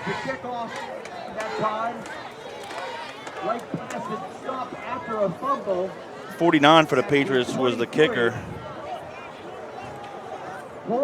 Hey, and got another shout out, Kevin, here from Chris Henderson. He said, hey, bro, checking in from Bro Bridge, fishing in a high school tournament tomorrow in Henderson Lake. So we appreciate that, Chris. I know that's in the basin. Yeah, and thank you guys for listening. Appreciate it. And, shout out to our John Curtis fishing team. For those guys back in the day, they're like, what? They can catch some hogs out there. Yeah, they've done extremely well. All right, so with 4:16 to go in the half, 1st and 10, Dragons from their own 24-yard line. Mitchell going to do a little option to the right, and the pitch goes out of bounds. Yeah. Ugh. That's a big loss. Ugly pitch. He just pitched right behind the running back. Running back sure didn't see it. No, he didn't. I think the running back thought that somebody was taking pitch, and so he was just going to turn up the field and maybe try to block for the quarterback. And then the quarterback thought that maybe somebody was taking him, and he tried to pitch it out, and there's obviously miscommunication right there by LP. And it's going to bring up the 16-yard line. Yeah, 2nd down and long. Have to get it to the 33, so it's at 2nd down and 17. Yeah, we had a little breeze beginning of the game, and now it's humid. Yeah, that flag looks like it's dead still. That's what I'm saying. We had a little breeze, now we don't. Whew. Yeah, look, Robbie got the fan on him. Man, Robbie just always hogging this stuff for himself. Tell you what, delay a game, and that'll drive a coach nuts. 5 you're more down yards. 48-14, and you're backing yourself up some more. 2nd and 22 now. And it's 4:05 left here in the second quarter. You're listening to us live on JohnCurtisPatriots.com. Appreciate the opportunity to bring you the live action no matter where you're listening from. We appreciate it. We're out here on a nice, kind of stiff, humid Friday night. But you got some good football going on. Twins receivers to the left, Twins to the right. Take a little quick pitch to Ward. Maybe a yard. Kevin, tell the listeners who we got right up the street here and what's going on. Yeah, so really we're on the north side of I-10. Literally about 350 yards south of us on the other side is Jesuit and Holy Cross. This is their 100th meeting. It's the oldest rivalry in New Orleans. Not the state, but New Orleans. The oldest rivalry in Louisiana is Haynesville and Homer. They're like 104 years, I believe, or 105. But this is the 100th time the Blue Jays and the Tigers have squared off. And Ted Gomes was packed earlier. Mitchell looks near side, throws. It's going to be complete. I believe it's number 9. Let me double check that. It is. That is Davies, Marcus Davies. And it's going to bring up 4th down and obviously force them to punt. And at this point in the game, Kevin, you do still have to be wary of the fakes. Them down 48-14. Obviously, it's deep in their territory, so probably not a good idea. But our defensive guys, especially these backups, still need to be aware of where the alignment is and what their responsibilities are. I'm going to give a shout out to fellow Patriot and my favorite number 20 in the Patriot uniform, Brian Strapolo in Covington. He listened to us. Little rugby style kick here, and this is going to go out of bounds. Wow, near the 30. But there's a flag on the field. Not exactly sure. Illegal procedure, preliminary call. You know, thinking of Brian real quick. He was inducted into the Nichols State Athletic Hall of Fame. Awesome. And for all you listeners, my broadcast partner right here, Danny Wimprine, in February of 2016 was inducted into the Memphis University Athletic Hall of Fame. And there's only one other Patriot that I know of. Reggie Dupart is in the SMU Athletic Hall of Fame. Cool. I was wondering who you were talking about. That's cool. There's 3. Well, I'm talking about you, number 2. You the second. Yep. Yeah, Reggie he's in the SMU Hall of Fame. He was a freshman when the Pony Express was seniors. Yep. And he played a lot as a freshman. And he broke a lot of their records. Matter of fact, because there's no more Southwest Conference, Reggie Dupart still has records that will never be broken. About that. Yeah. That's awesome. But the flag, it looks like it's on the Patriots. But it's like mostly it was on them. We declined. Oh, I got you. Okay. I was like, wait, what's going on here? That didn't work out. Good. Okay. Thanks, Gordon. So with 2:30 to go in the half, 1st and 10, Patriots from the plus 35. Just like we've done this before. We're going to hand the ball up the middle to Ronald Poole. He crosses a 30 to the 26-yard line. That's Michael O'Brien, a freshman quarterback for the Patriots. Good to see him out there. Ronald Poole getting that carry, pumping his legs. He's one of those big, strong running backs, Kevin. Reminds me of kind of like a Cochran that I played with. Brad Cochran. He's a big boy running the football, and Ronald kind of reminds me of him, just running hard and physical and doing a good job. 2nd down and a long 3. Ball's in the middle of the field. O'Brien on the center, comes near side, and he's going to follow the back. Has the 1st down to the 24-yard line. Yep. Good job by him, just fighting forward, getting as many yards as he can get. And we like to see our younger guys in here, Kevin, getting their hands on the ball, seeing what they can do with it. You got to love to get in the game, compete, get on film, get critiqued by the coaching staff tomorrow, make some corrections, and continue to mature as a football player. And that's kind of why you and I do this. We love to see the maturation of these younger guys just kind of grow up in the system, continue to get bigger, faster, stronger, more physical, and obviously better players between the ears as well. Yeah, 105 and counting. O'Brien hands it off to Quinn over the center. Quinn's going to get it to the 20-yard line, gain of 4. Hey, I want to give a shout out. This is from the Landers and Louder family from the town of Murals. And they want to give a shout to their boys, the Dragons. We appreciate you guys for listening. Yep. 40 seconds to go in the half. We'll just try, we're going to do a field goal here to see what's going on. Why not? Yep. Just for practice, yeah. Yeah, it looks like they're going to have Colin come out there and hold it for him, and Mccready's going to line up for a 37-yarder. 37-yarder. Let's knock it through. All right, here comes Alexander, missing the guy. And this is not necessarily to run a score, this is for practice. We haven't kicked a field goal in a while. 19 seconds. 2. Good snap. Place. Kick is up, has some distance, and it is true. So with 10 seconds to go in the half, Mccready from 37 yards out adds 3 points. It's down the Patriots 51. The Dragons 14.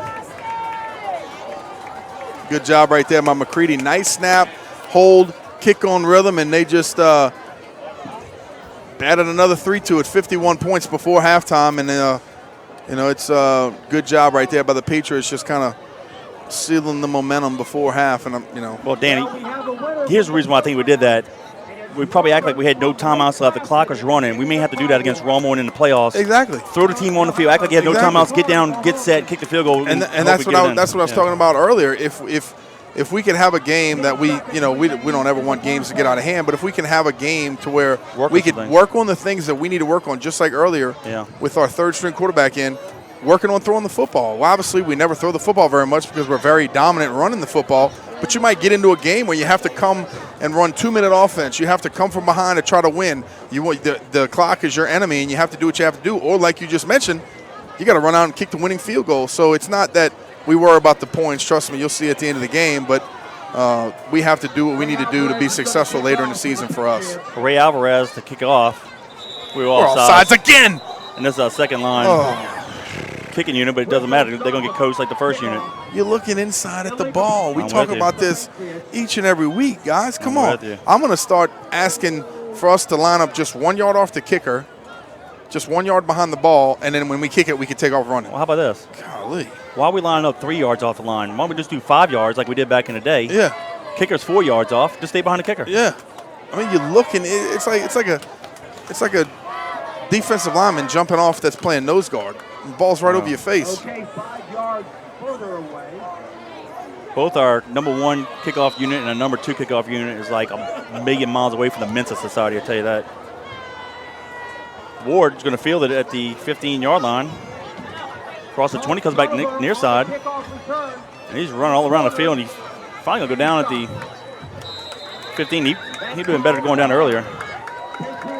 Tolliver, I'm sorry, that's Tolliver. And that's going to do it. That ran out to 10 seconds.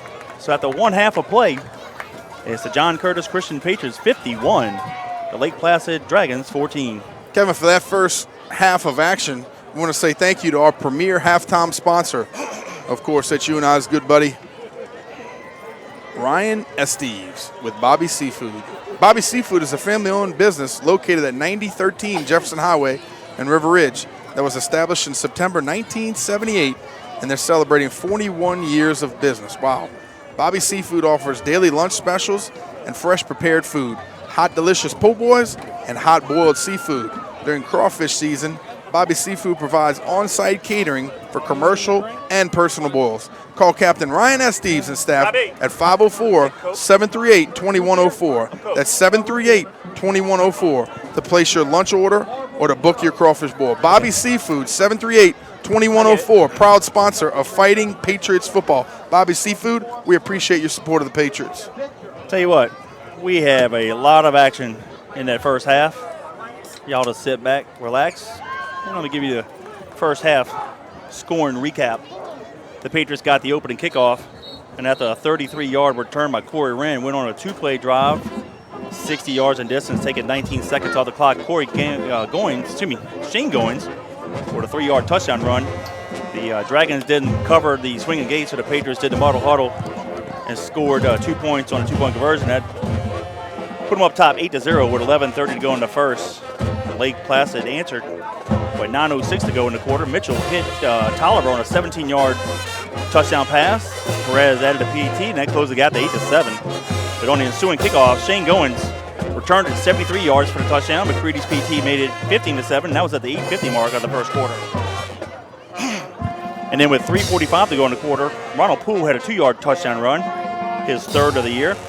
Mccready's PAT made it 22-7, and that capped off a 9-play, 52-yard drive, taking 3:51 off the clock.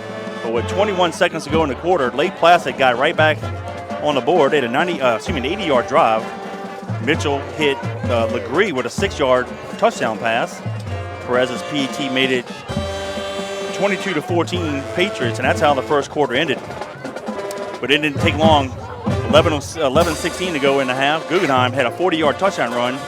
The Patriots missed the PAT and made it 28-14. That capped off a 4-play, 64-yard drive, taking 103 off the clock. Then with 7:10 to go in the half, Corey Wren had a 35-yard touchdown run. Patriots missed another PAT. The score was 34-14. That was a 3-play, 35-yard drive, taking 131 off the clock. And then with 6:20 to go in the half, Guggenheim had a 10-yard touchdown pass to Davis. Mccready made a PAT, and that made the score 41-14. That was a 3-play, 22-yard drive, taking 41 seconds off the clock.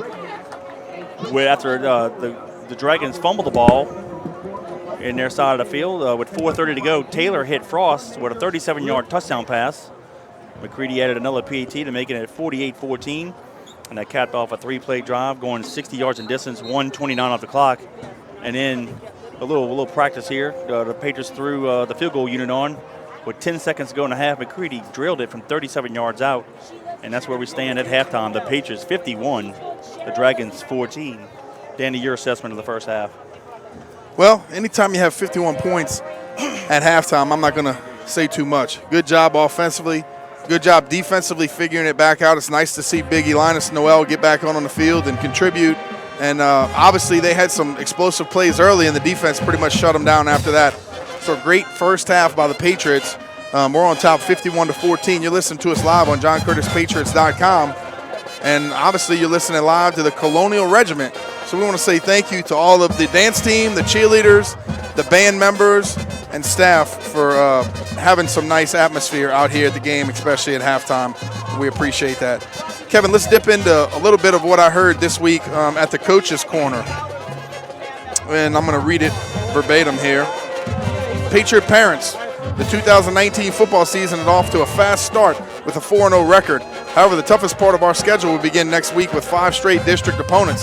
The production of our offensive unit has been very effective so far this season, and we will continue to improve as the season progresses. The defense has been bent, but is not broken, and we will continue to grow as a defensive unit.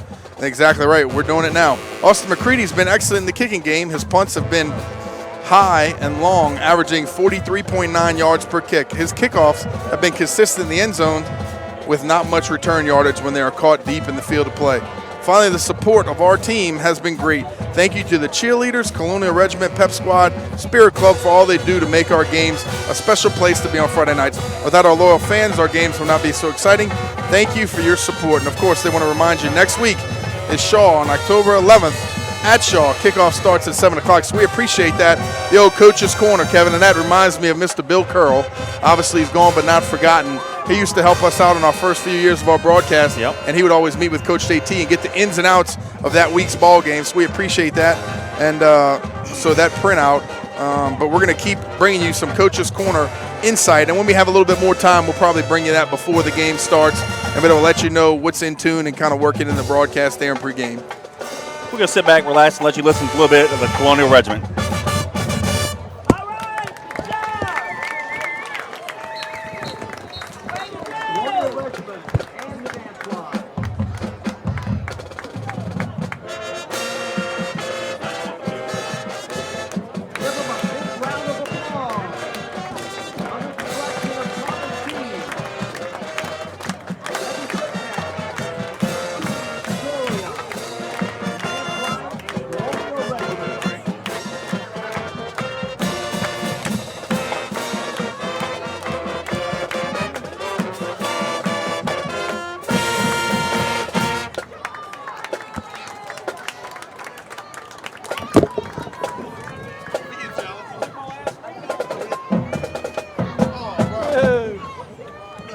And that's a great job by the Colonial Regiment. Halftime entertainment. Danny, if you notice, there were a couple girls on the dance line that had a little different uniform, and I looked closely. And they're cheerleaders, doubling up. So we got guys on offense and defense doubling up on the field. We got cheerleaders double up as dance line members. I like to see that. I like to see that. That is what you call full participation. Absolutely. And I think there was a guy, I'm trying to remember, Kevin, back in the day, there was a guy named Heath, and he played receiver, and he would play in the band, and he would have his football pants on under his band uniform. Yeah. He would perform at halftime, and then he'd take everything off and get dressed, and he would play receiver the second half of the game. That was pretty. Kelly? Was that Heath Kelly? Yeah, that's him. Yeah. I was saying that passed away a few years ago. That's it. Wow, I didn't realize that. That's it. Yep. Nice. Because I think I was going to say he was around Jack Frost, because we mentioned Jack earlier with his son catching the touchdown. I think that was Heath Kelly, and he was in the band and on the football team, and he was participating in both on game day. Let me go through the Class 5A Top 10 as voted by the Louisiana Sports Writers Association. The John Curtis Christian Patriots coming in number 1, followed by Catholic at number 2, West Monroe at 3, Rummel number 4, Acadiana at 5, Haughton number 6, Alexandria at 7, East Ascension at 8, Dashrahan at 9, and Scotlandville at 10. Here's a stat. I didn't bring this up in the pregame, but here's an interesting stat. Want to hear it? Last week, the Patriots only had 31 offensive snaps. And as the game was going on, I was like, God, man, when we were, it was 22-22 with 4 minutes to go in the ball game, and we broke it open with 2 touchdowns in that last part. St. Aug was doing a great job out of the spread, just milking the clock. They were in no hurry to snap it, and they'd work the play clock down to 1 second. And I was kind of thinking when the drive, they got the ball to the 8-yard line. If you remember, the defense held them. They had a penalty, and then they forced 3 incomplete passes, and they missed the field goal. And from that point forward, we drove down and scored 2 touchdowns.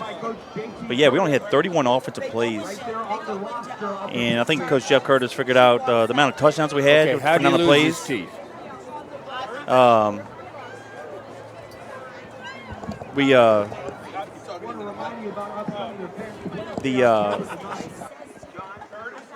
We scored 1 every 6 plays. Right.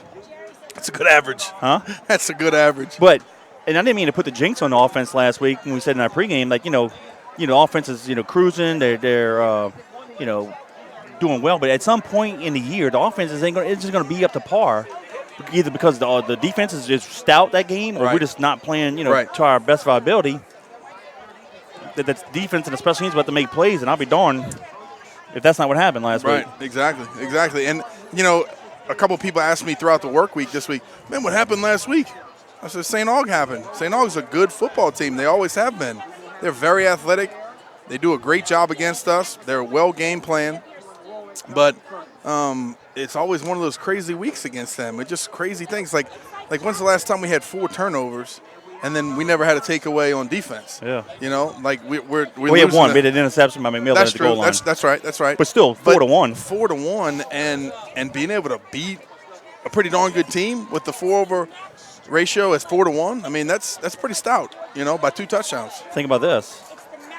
We were driving on the 3 fumbles. What if we punch it in? I mean, that scores not even close to. That's what you and I talked about last week. It kind of gets out of hand. Yeah. It ends up more like a score like this, 51-14 at the end of the game, if you're able to put those other 3 touchdowns on the board. Spoke with Coach JT last Sunday at the church service, and we're talking about the turnover. It said, Coach, we've done a great job in the last year or so. Last year, I think we might have only had 2 fumbles all year long. Right. And, historically, we kind of turn the ball over. You do a lot of option teams do that. Right. But we had 3 last week. What's going on? He said, look in the film. And he said, we had the guys had the ball wrapped up. It was just one of those situations where the helmet came from underneath the proper tackling position by St. Aug and popped the ball out 3 different times. They sure did. That happens. They sure did. Yeah, and they make plays too. They practice hard. They're physical, and they played us well last week. But again, anytime you can get out of a game like that with 4-1 turnover ratio against a good team, you're doing something right. So, again, it's 4 minutes left here at halftime. We're on top, 51-14 at half. John Curtis is on top of Lake Placid out of Florida.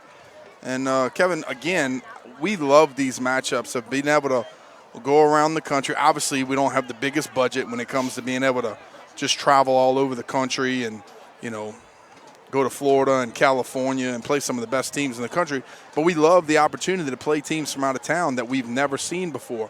We don't get that live action from these teams like we do each and every week during district, or the teams that we historically play a lot, like, Evangel over the last few years. That's not really in our district, but we've been able to kind of get a little rivalry going, and it's nice to be able to play a team out of town. Earlier this season, we played in the Battle on the Border. From Georgia, not Grayson, it was Westlake. Westlake, yep. And a nice matchup, and it was fun, another fun game to play. So, matter of fact, I saw Cam Jordan this week at Yaya's. Nice. And he was talking about his high school team. Oh, man, we got to get a game. I said, come on.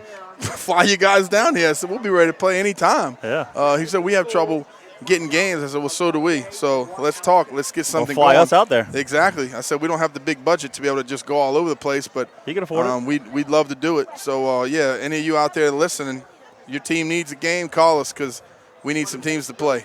And this isn't the first team we played from Florida. We played Escambia a couple times, and I probably should look this up. I don't know, pardon me if I'm butchering this. It's like an Indian, like Watahachi or something similar to that in the Florida Panhandle. Of course, in 2012, the year of our national championship year, we played Plant That's right. High School in the Superdome. And then the next year, we played in the Superdome against St. Thomas Aquinas. Yeah. And they beat us by 14. That was a loaded team. Yep. And then we played at Nicholls State. I want to say back maybe, I believe it was post-Katrina, maybe 07, or it might have been pre-Katrina. I can't remember. I'm a little off. Played Northwestern High School out of Miami area. Played them at Nicholls on a Saturday. I think that was in 05. I think that was 04. That must have been right before the storm. But anyway, no, 06. That's what it was. It was because the starting quarterback, we were supposed to play a team from Utah where the starting quarterback was going to commit to LSU, and then they backed out, I guess, with travel, with Katrina, the hurricane stuff, and then we got the team from Florida. So, we played quite a few. A little interesting tidbit, we almost played Escambia High School my freshman year, which would have been in 1985. And that would have been when Emmett Smith was a senior. And the only reason why we didn't play, they couldn't agree to, I guess the miles per kid, the finances. We couldn't agree to do it. But, man, that would have been pretty cool, us going to Escambia. We had Michael Stonebreaker, Kirk Russell, Steve Clark.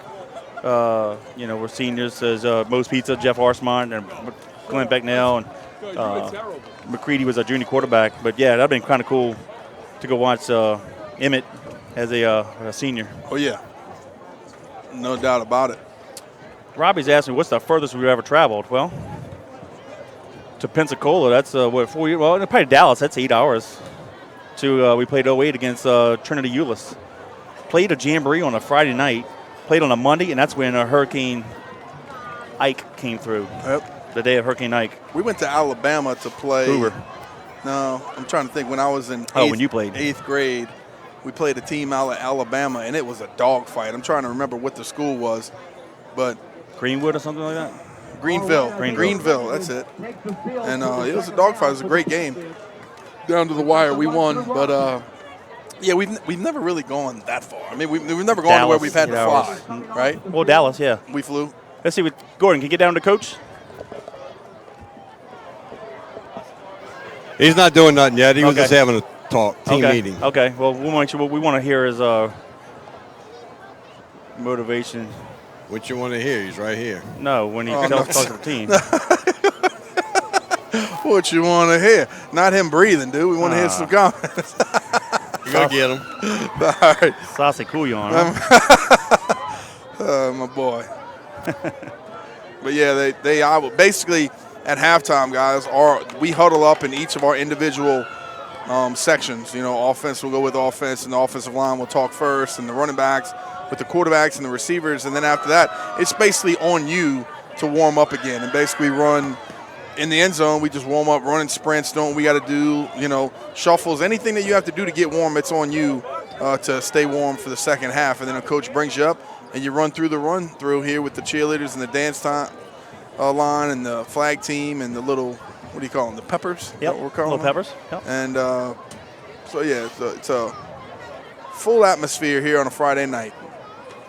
Still got 2 minutes before. That's why Coach JT's holding the boys back. Lake Placid's already taken the field. Mm-hmm. We're going to play a lot of young guys here in the second half, so we'll do the best we can to identify them. Here we go. We have a score, St. Aug 7, Brother Martin 7. Let's go. Get it together.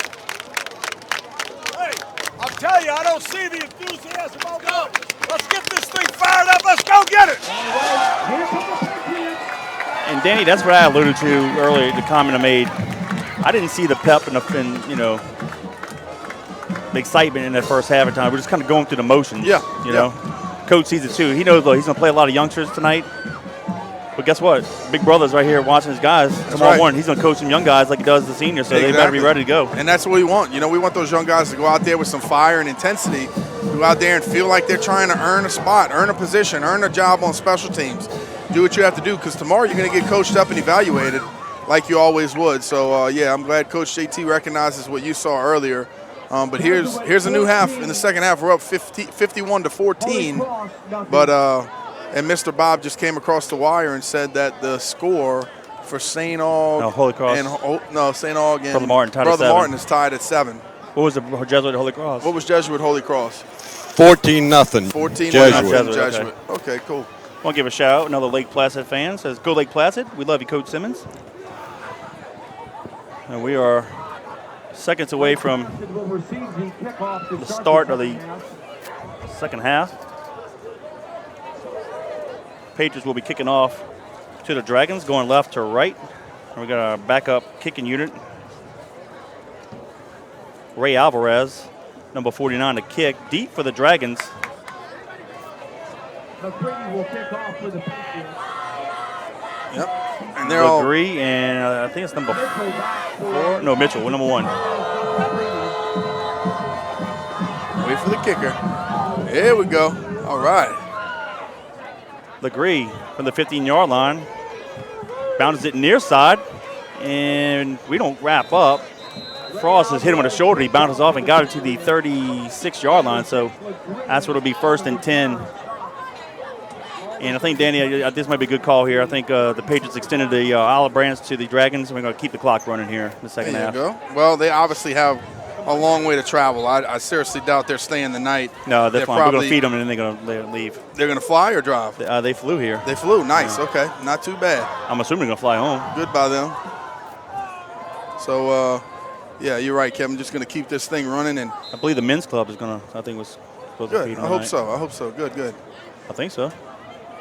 But I was told that we're feeding them, so who else would do it? We're charitable. There it is, 1st and 10. Mitchell's going to keep it. And Angelo did a great job forcing him back up the middle. And then Big E finished him off. Finished him off with a loss of 2 to the 34-yard line. Big 95-54 in the middle. Actually, that's Krieger in the middle, handling and finishing him off. Good job by those guys, and obviously, like you mentioned, that clock's going to continue to run. We're on top 51-14.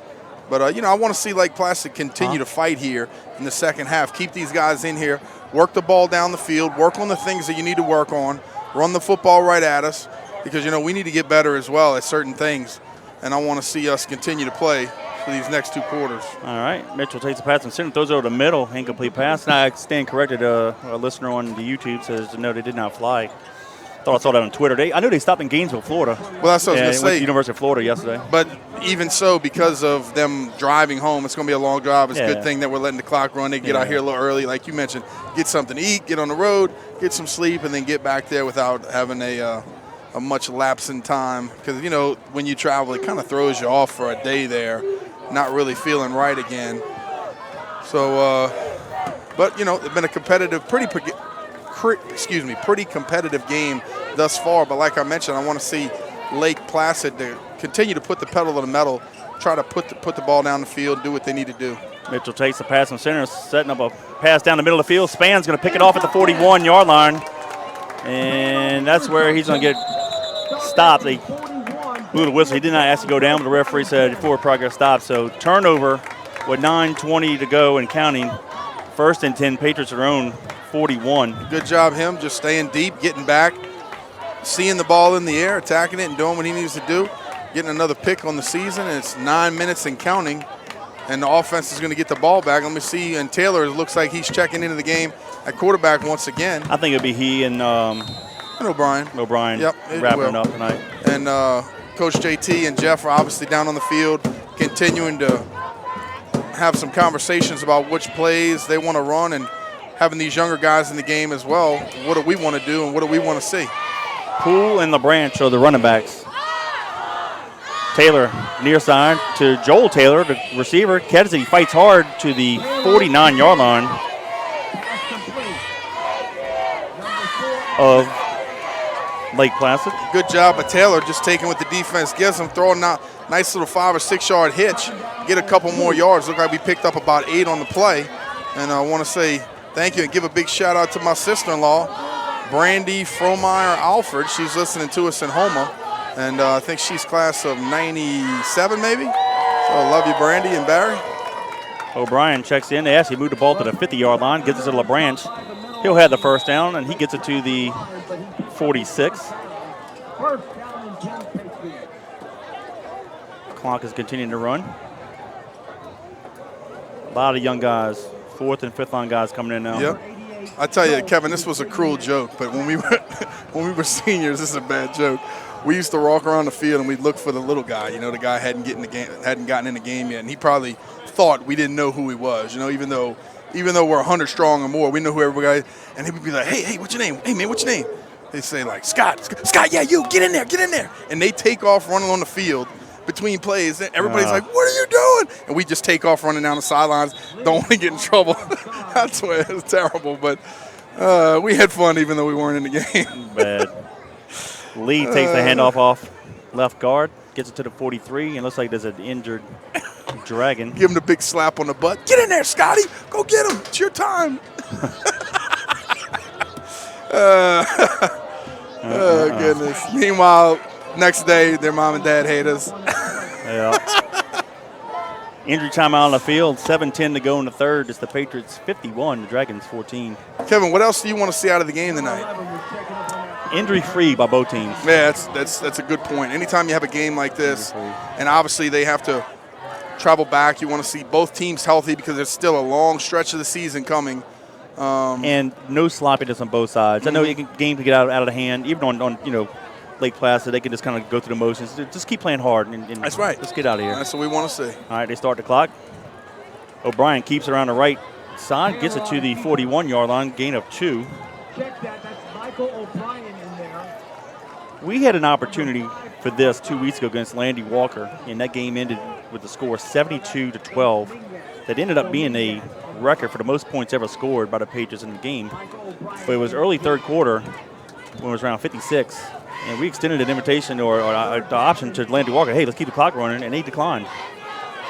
And we didn't try to run it up on them. It was just like we had these younger guys in the game, and they continued to move the ball and punch it in the end zone. And, you're not going to kneel on the ball in the third quarter, even though I have seen it, Kevin, to where 36. We have kneeled it. We've tried to kick long field goals. We've punted the ball early on third down.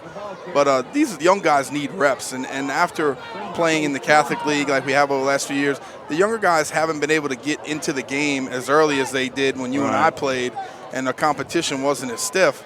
So we want these younger guys to get some reps. We're going to kick a field goal? Yeah, I think we are. Perfect. Well, there's one way to find out what the range is.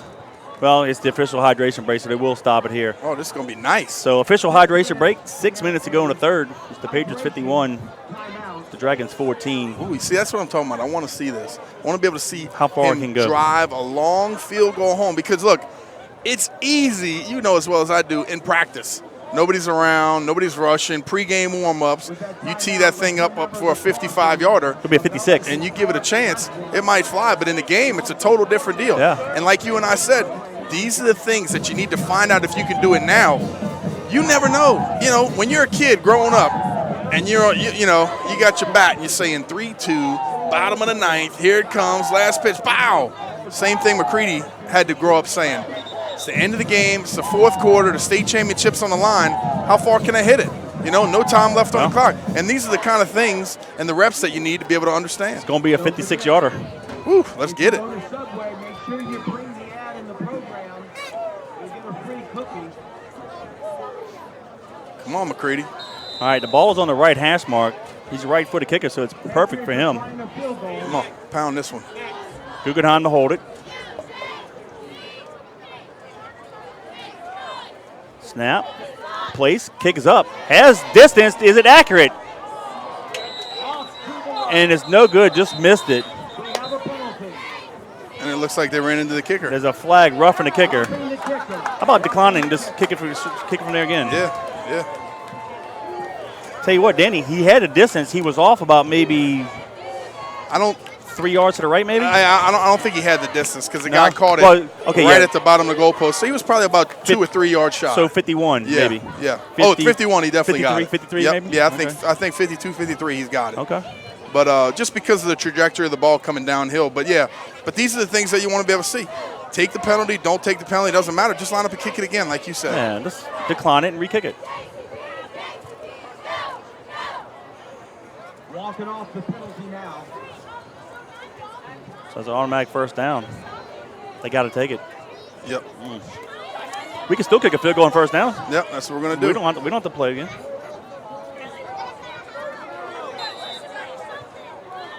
All right, so now they're going to place it. Come on, big guy. Let's get it done. It'll be a 51-yarder. All right, let's see if you can make it for 51. It can. Drive into it. Come on. They jumped off sides. That's all right. Boot it back. He kicked it. Let's see. Did Come he on. make it? He made Yes. it. They jumped off sides and he made it. It's all right. He still made it. Yeah. All right, so we know 50. When he made it, 54 to 55 might be his range. Yeah. He cleared that pretty good. Let's put it to you this way. 56 might be. I've seen him hit 55 in pregame. I've seen him hit it. But like I said, it's different mode in the game. But you know what? Doesn't matter. Take the penalties, line him up to kick it again. Just keep kicking it. It's about efficiency as a kicker. Well, he hit it from 51. Right. So because of the penalty, going to move it up a little closer. So let's see. Third time, let's see if it's a charm. 46. 46 now. Let's get it done. He can put this one into the bushes back there. Just got to be accurate. Snap. Place. Kick is up. And it is good. Yes, sir.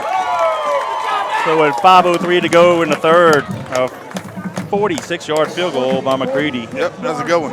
And he definitely had some distance on that one too, Kevin. So that one's easily made from 50, and it's always nice to be able to see what he can do and where it can go from. 51 and 56. But nice job by him, the senior kicker.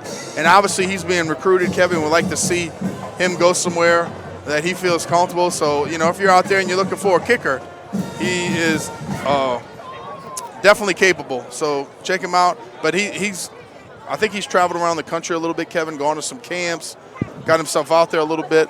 And he has definitely progressed big time from last year to this year. We even said in the first game of the season, he looks a lot thicker, a lot more put together.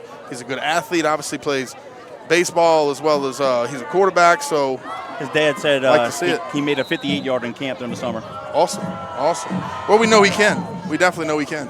Ray Alvarez's kick be fielded near the 15-yard line, a little middle return. I believe that's Ward, and he's going to get to the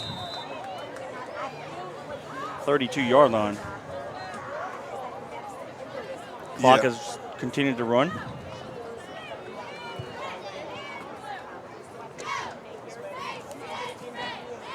Patriots lead at 54-14.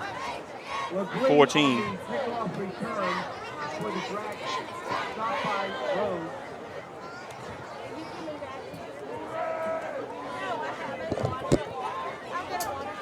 The 33-yard line to be exact. That's where the Dragons will start it.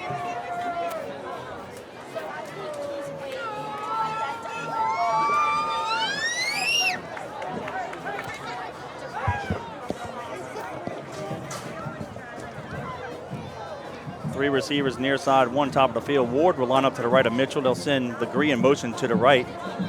Patriots jumped off sides. And that's a good way if you're a backup or a third string guy to get yanked out of the game. Yeah. Come on, man. All right. They're stopping the clock, I guess. Well, just to move the penalty and then start back up. Patriots will be back in league play next week. We go to Shaw on the 11th. And on the 18th, we go to Tulane to play Jesuit. That'll be homecoming. And then on the 25th, we go back to Tulane, but we're the visitor versus Holy Cross.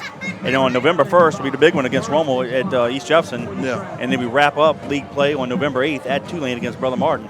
Yeah. So that's the rest of the. It'll be exciting, that's for sure. Kevin, I guess they're not adding the field goal. No. Not going to mess with the points anymore. No. No need. 1st and 5 for the Dragons. Mitchell fakes the handoff to keep it around the right side. And he's got the first down.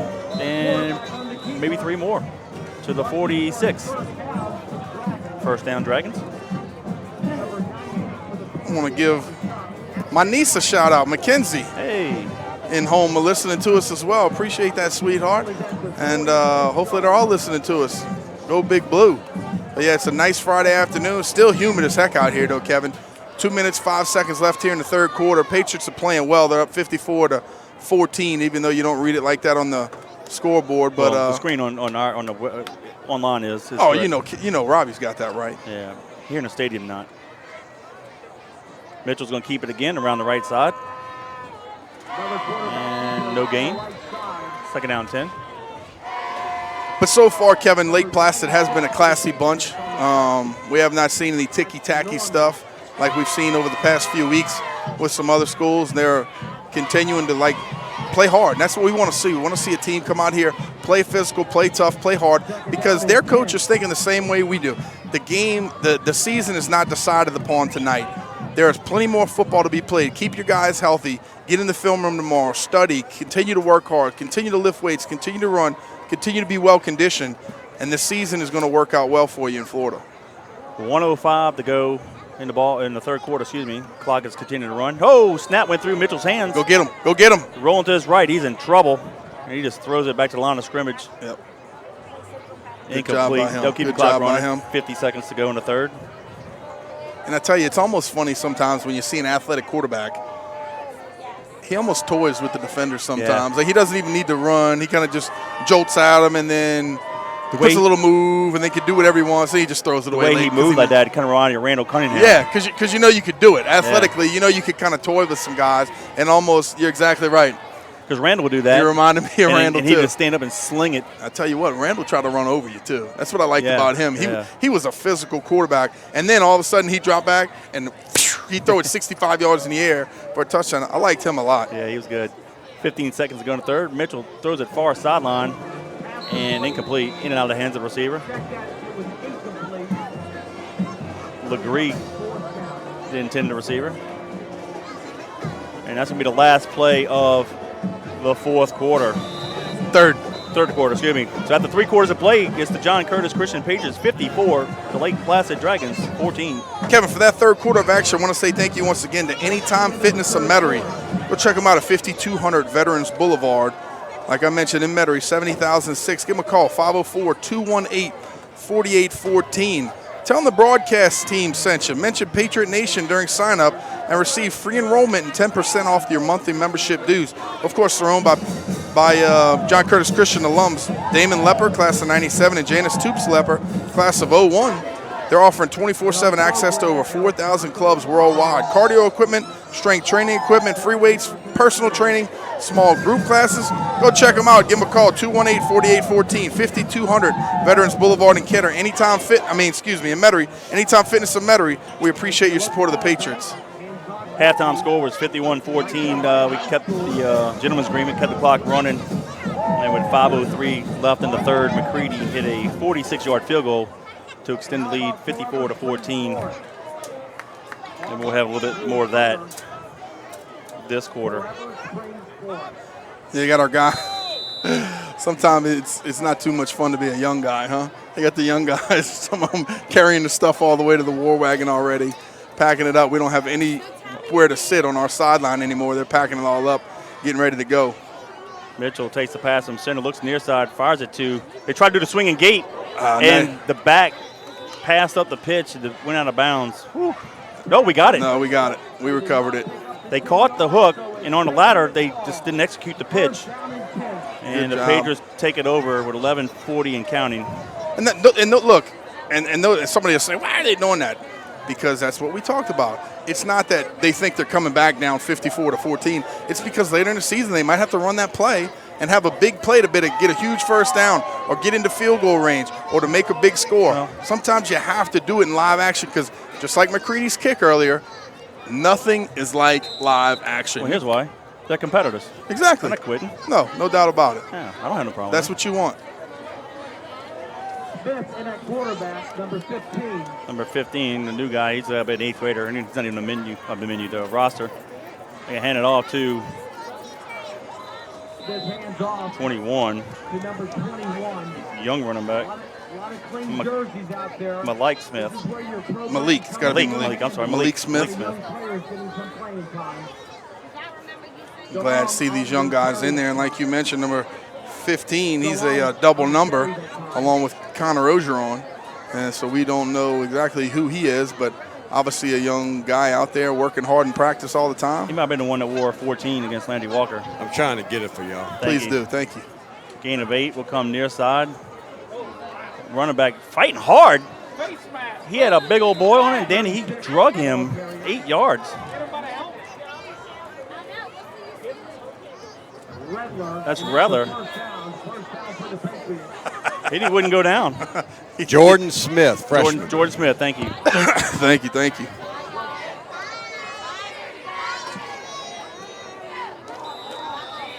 And there's an injured Dragons like cramping. Patriots medical staff runs out there to assist. And our staff goes out there, and hopefully he's okay. Looks like cramps. Yeah, I'm telling you, it's one of those nights, Kevin, where They got warm. yeah, you start to sweat and you don't stop because it is a hot, humid night. And one of those South Louisiana Friday nights. But I thought that October weather was coming. You were telling me about. What happened with that? What, this is the hottest fall I've ever in my 48 years of life. Is it supposed to come Monday? It is. But it's never been this hot in September and October. In the 90s? That's crazy. Yeah, it's got to be. Yeah, Robbie says it's coming Monday, like my workouts. Yeah, starting Monday too. Happens. Oh, goodness. Tough crowd. We have a good-looking crowd out here tonight. Oh, we do. It's nice. Nice crowd out here. And like I mentioned before, Patriots on top, 54-14. Their guy is up and moving, Kevin. That looks like number 15 is off and running. So O'Brien, the quarterback. Glad he is out of the game and okay. Hand the ball off. The right guard. Smith. Smith again. Number 21 on the carry. Got it to the 18-yard line. And you know what, Kevin? I got to give a shout out to our kids, our school spirit club. Yes. This is something that you've never really seen before out of the Patriots, and it's kind of a new little unique thing this year where they each and every week they have a theme. Like it might be a white out, or because this team was from Florida, it's beach night with the Patriots. So it's kind of cool. They all are out here with their floaties and Tropic shirts. And so Spirit Club, we appreciate you guys just adding a little bit to the broadcast and the game as well. Liam Cohen, left side halfback, takes it over center.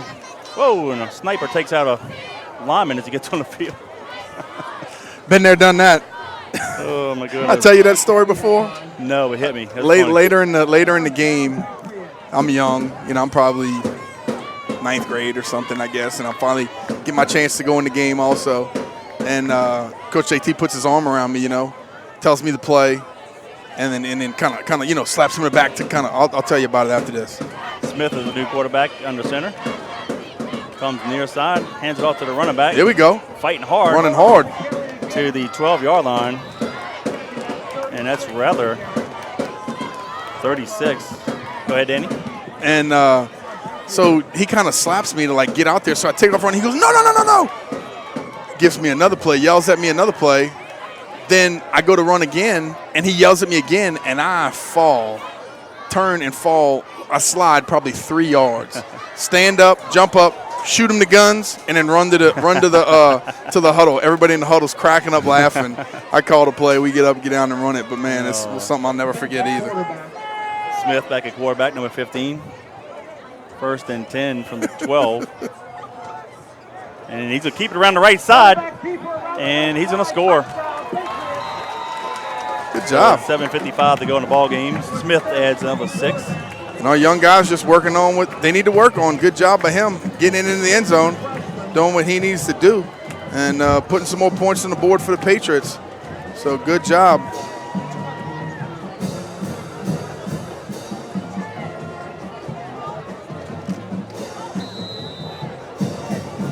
And you hear the Patriot Colonial Regiment firing up the fight song.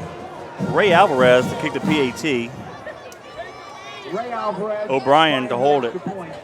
So let's see. Got a bunch of freshmen kicking and holding here. Yep. Bunch of young guys.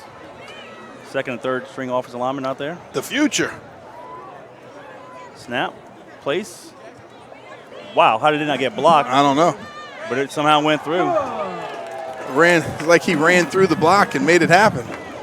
And that makes it Patriots 61. Dragons 14. Kevin, for that scoring draw, I want to say thank you once again to Yaya's Comfort Food. Go check them out, 2317 Hickory Avenue in Harahan. Give them a call for your next catering event, 575-3434, 2317 Hickory Avenue, right there in the dead end in Harahan. You'll probably catch me at lunch or breakfast anytime. They have their awesome specials. Come check them out. Tell them we sent you. Tell them to give you the Wimpron Big Dog, and they'll hook you up.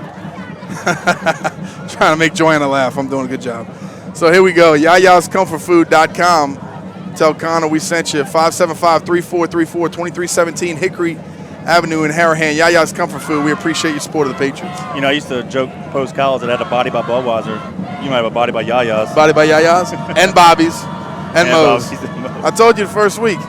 What do we call him? Mo Bobia? Mo Bobia. Breakfast, lunch, and dinner. That's it. Ray Alvarez kicks it.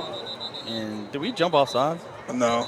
Coming from back here. Oh, okay, I was like, he's where my starting 25 reset second clock? the play clock? Come on, buddy. We're running the clock here. We're trying to get out of here, man. Come on, dude. Let's get it. A hydration timeout. Hydration. Come on, man. Let's go. I need a hydration timeout. Somebody bring me some water. Come on. Give me some of that. I'll take a frothy beverage. Whose is this? We had a lot of winners for our program tonight. We gave away waterworks. Hey, I appreciate Robbie with Bob User Productions being up here with us, setting up early. And you know what he even did tonight? What? He even shared a little bit. He did. How about that? I think I ruined his ice chest by sitting on the top. I tell you, he's got to put it in his, under his carport so the heat blows it back up again. Yeah, but he actually gave us a couple Barks root beers. It was nice tonight. Most of the time, for those of you who don't know, we'll be up here in the booth, and all of a sudden, some Cane's chicken fingers will show up, or some like Moe's Pizza. Moe's Pizza will show up, and this dude's scarfing it down, and Kevin and I are like, what the heck? But he hooks us up. Yeah, he does. He hooks us up. 738-1447, Bob User Productions. Don't kick it out of bounds. That's all right. Let him have it. Yep.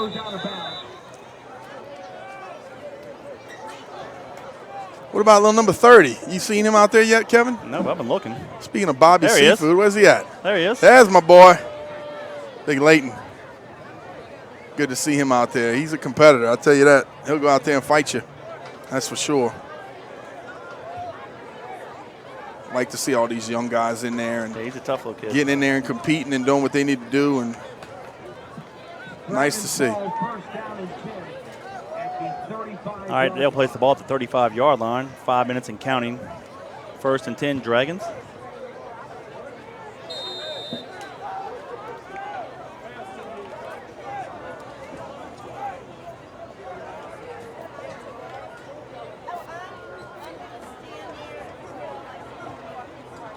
Looks like they have a new quarterback, number 13,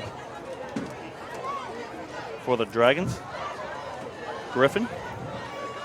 He's a handoff to Legree, goes around the left side, and he gains about 6, maybe 7. Clock continuing to run. Kevin, what about the next few games coming up, bud? All right, we go back to Shaw on the West Bank next week at Shaw in their new stadium. The first time we played there. 7 o'clock kickoff, and then we'll go to Tulane the next 2 weeks on the 18th and 25th. We'll be home against Jesuit. It'll be homecoming. We'll be the road team against Holy Cross, and then November 1st, Friday at East Jefferson against Rommel. Now, tell me if I'm wrong. Weren't there some final or finishing touches that Shaw had to do to the stadium? Must have, eh? I thought they had some more things that they were looking for funding to finish it up, but I guess it's playable. So, hey, they had it on the radio this morning. What were they talking about? They didn't have bathrooms yet. Oh, that's what it is. Okay. Well, there you go. They were waiting for more funding from the state. Call River Parish Disposal. We'll hook you up, babe. We got porta potties. There you go. There's a lead for you. That's it. Air conditioned restroom trailers. Give me a call. 738-7700. But yeah, you're right. I knew there was something, Gordon. I had heard about it, but they were looking for some more funds to be able to finish everything out. But it'll be nice to be at a new place, see a new stadium, be in a different atmosphere.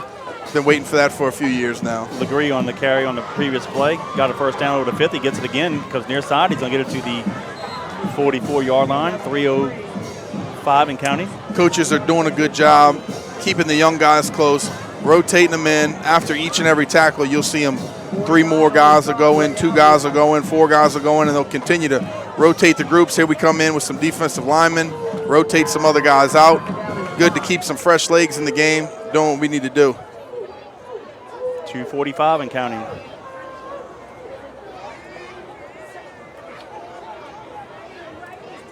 Two receivers to the top of the field and to the bottom. They'll hand it off to Legree again. He goes around the left side. Short gain, maybe give him 2. Another big group runs out there together. But Kevin, I just can't say it enough how much I like having these young guys in the ball game and building that continuity and learning how to play together. My nephew, Paul Fromeyer, played yesterday. I think it was in a 4th grade game or something like that. And they played against the team. But I was just thinking how nice it is to be able to grow up with the kids that you're going to be playing with later in life. I think that's a pretty cool thing. Yep. 3rd down and 4. Griffin looks near side, fires a pass. Oh, in and out of the hands of the receiver. Good throw. Intended for number 4, Patterson. Be 4th down and 4, 1:45 and counting.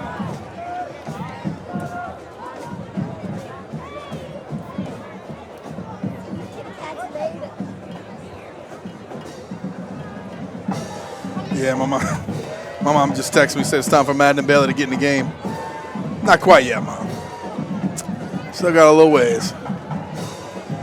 They do well.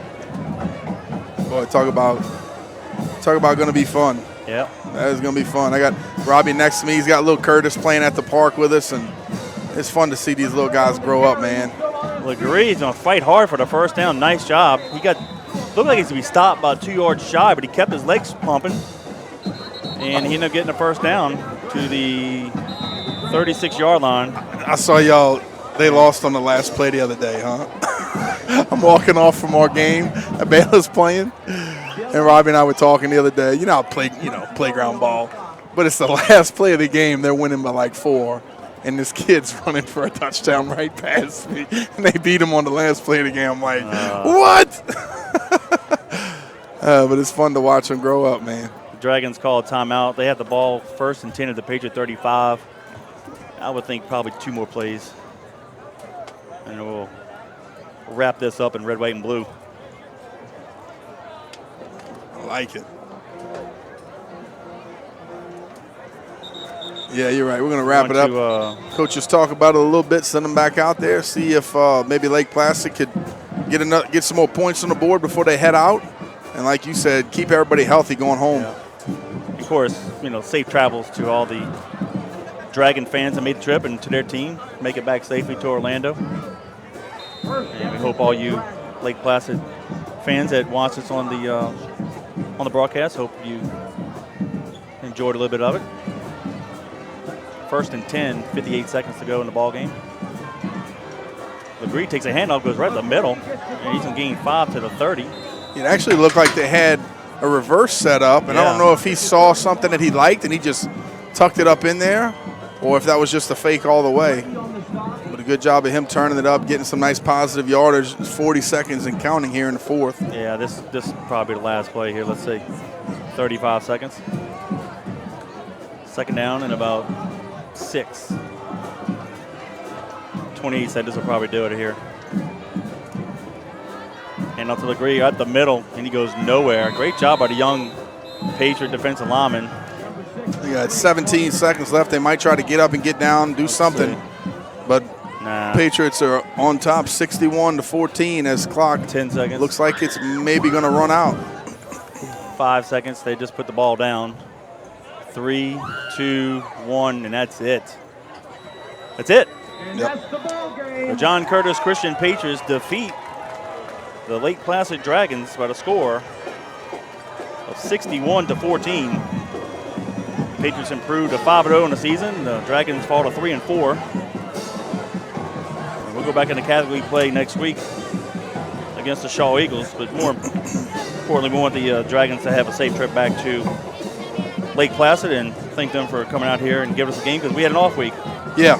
So they really do appreciate it. About maybe a month ago, they said, "Yeah, we'll come and play you guys." So we appreciate them doing that. No doubt about it, Kevin. For that full game of action. I want to say thank you to our premier post-game sponsor, and of course, that is National Temperature Control. They're family-owned and operated with over 40 years of experience in people keeping people comfortable all over the greater New Orleans area. Frank Masco Jr. and son Frank III are fully licensed and insured. They service all makes and models of heating and cooling equipment. Some of the services are annual cleanings, preventative maintenance agreements, monthly filter changes, indoor air quality, UV lights, sealing and installing ductwork, air grills, bathroom and kitchen ventilation. They even provide 24-hour service. So call them anytime, day or night, 504-467-0440. I see Frank, he was holding the chains early tonight, and he's walking off the field with his head held high. So give him a call, 467-0440. Visit the website at ntcnola.com. That's Frankie, Logan, Madeline, Sherry, Frank Jr., and of course, Mr. Frank, CC, and Matthew that's out here as well. I want to say thank you to National Temperature Control for your support of the Patriots. Well, the Patriots won the toss, elected to receive, had a 33-yard return on the opening kickoff, and then went on a two-play drive, 60 yards in distance, and scored their first touchdown of the game with 19 seconds. It was a 19-second drive. Shane Goins did it all. Opened the game with a 57-yard run, and he finished it with a 3-yard touchdown run. The Dragons didn't cover the swinging gate, so the Patriots ran the muddle huddle and scored 2 points. And with 11:30 to go in the first, was up 8-0. But Lake Placid came right back with 9:06 to go in the quarter. Mitchell hit Tolliver on a 17-yard pitch and catch. Perez added a PAT, and that closed the gap to 8-7, but the Patriots led by 1. Then with 8:50 to go in the quarter, Shane Goins on the ensuing kickoff ran it back 73 yards for the touchdown. McCready's PAT made it 15-7 Patriots. And with 3:45 to go in the quarter, Ronald Poole had a 2-yard touchdown run.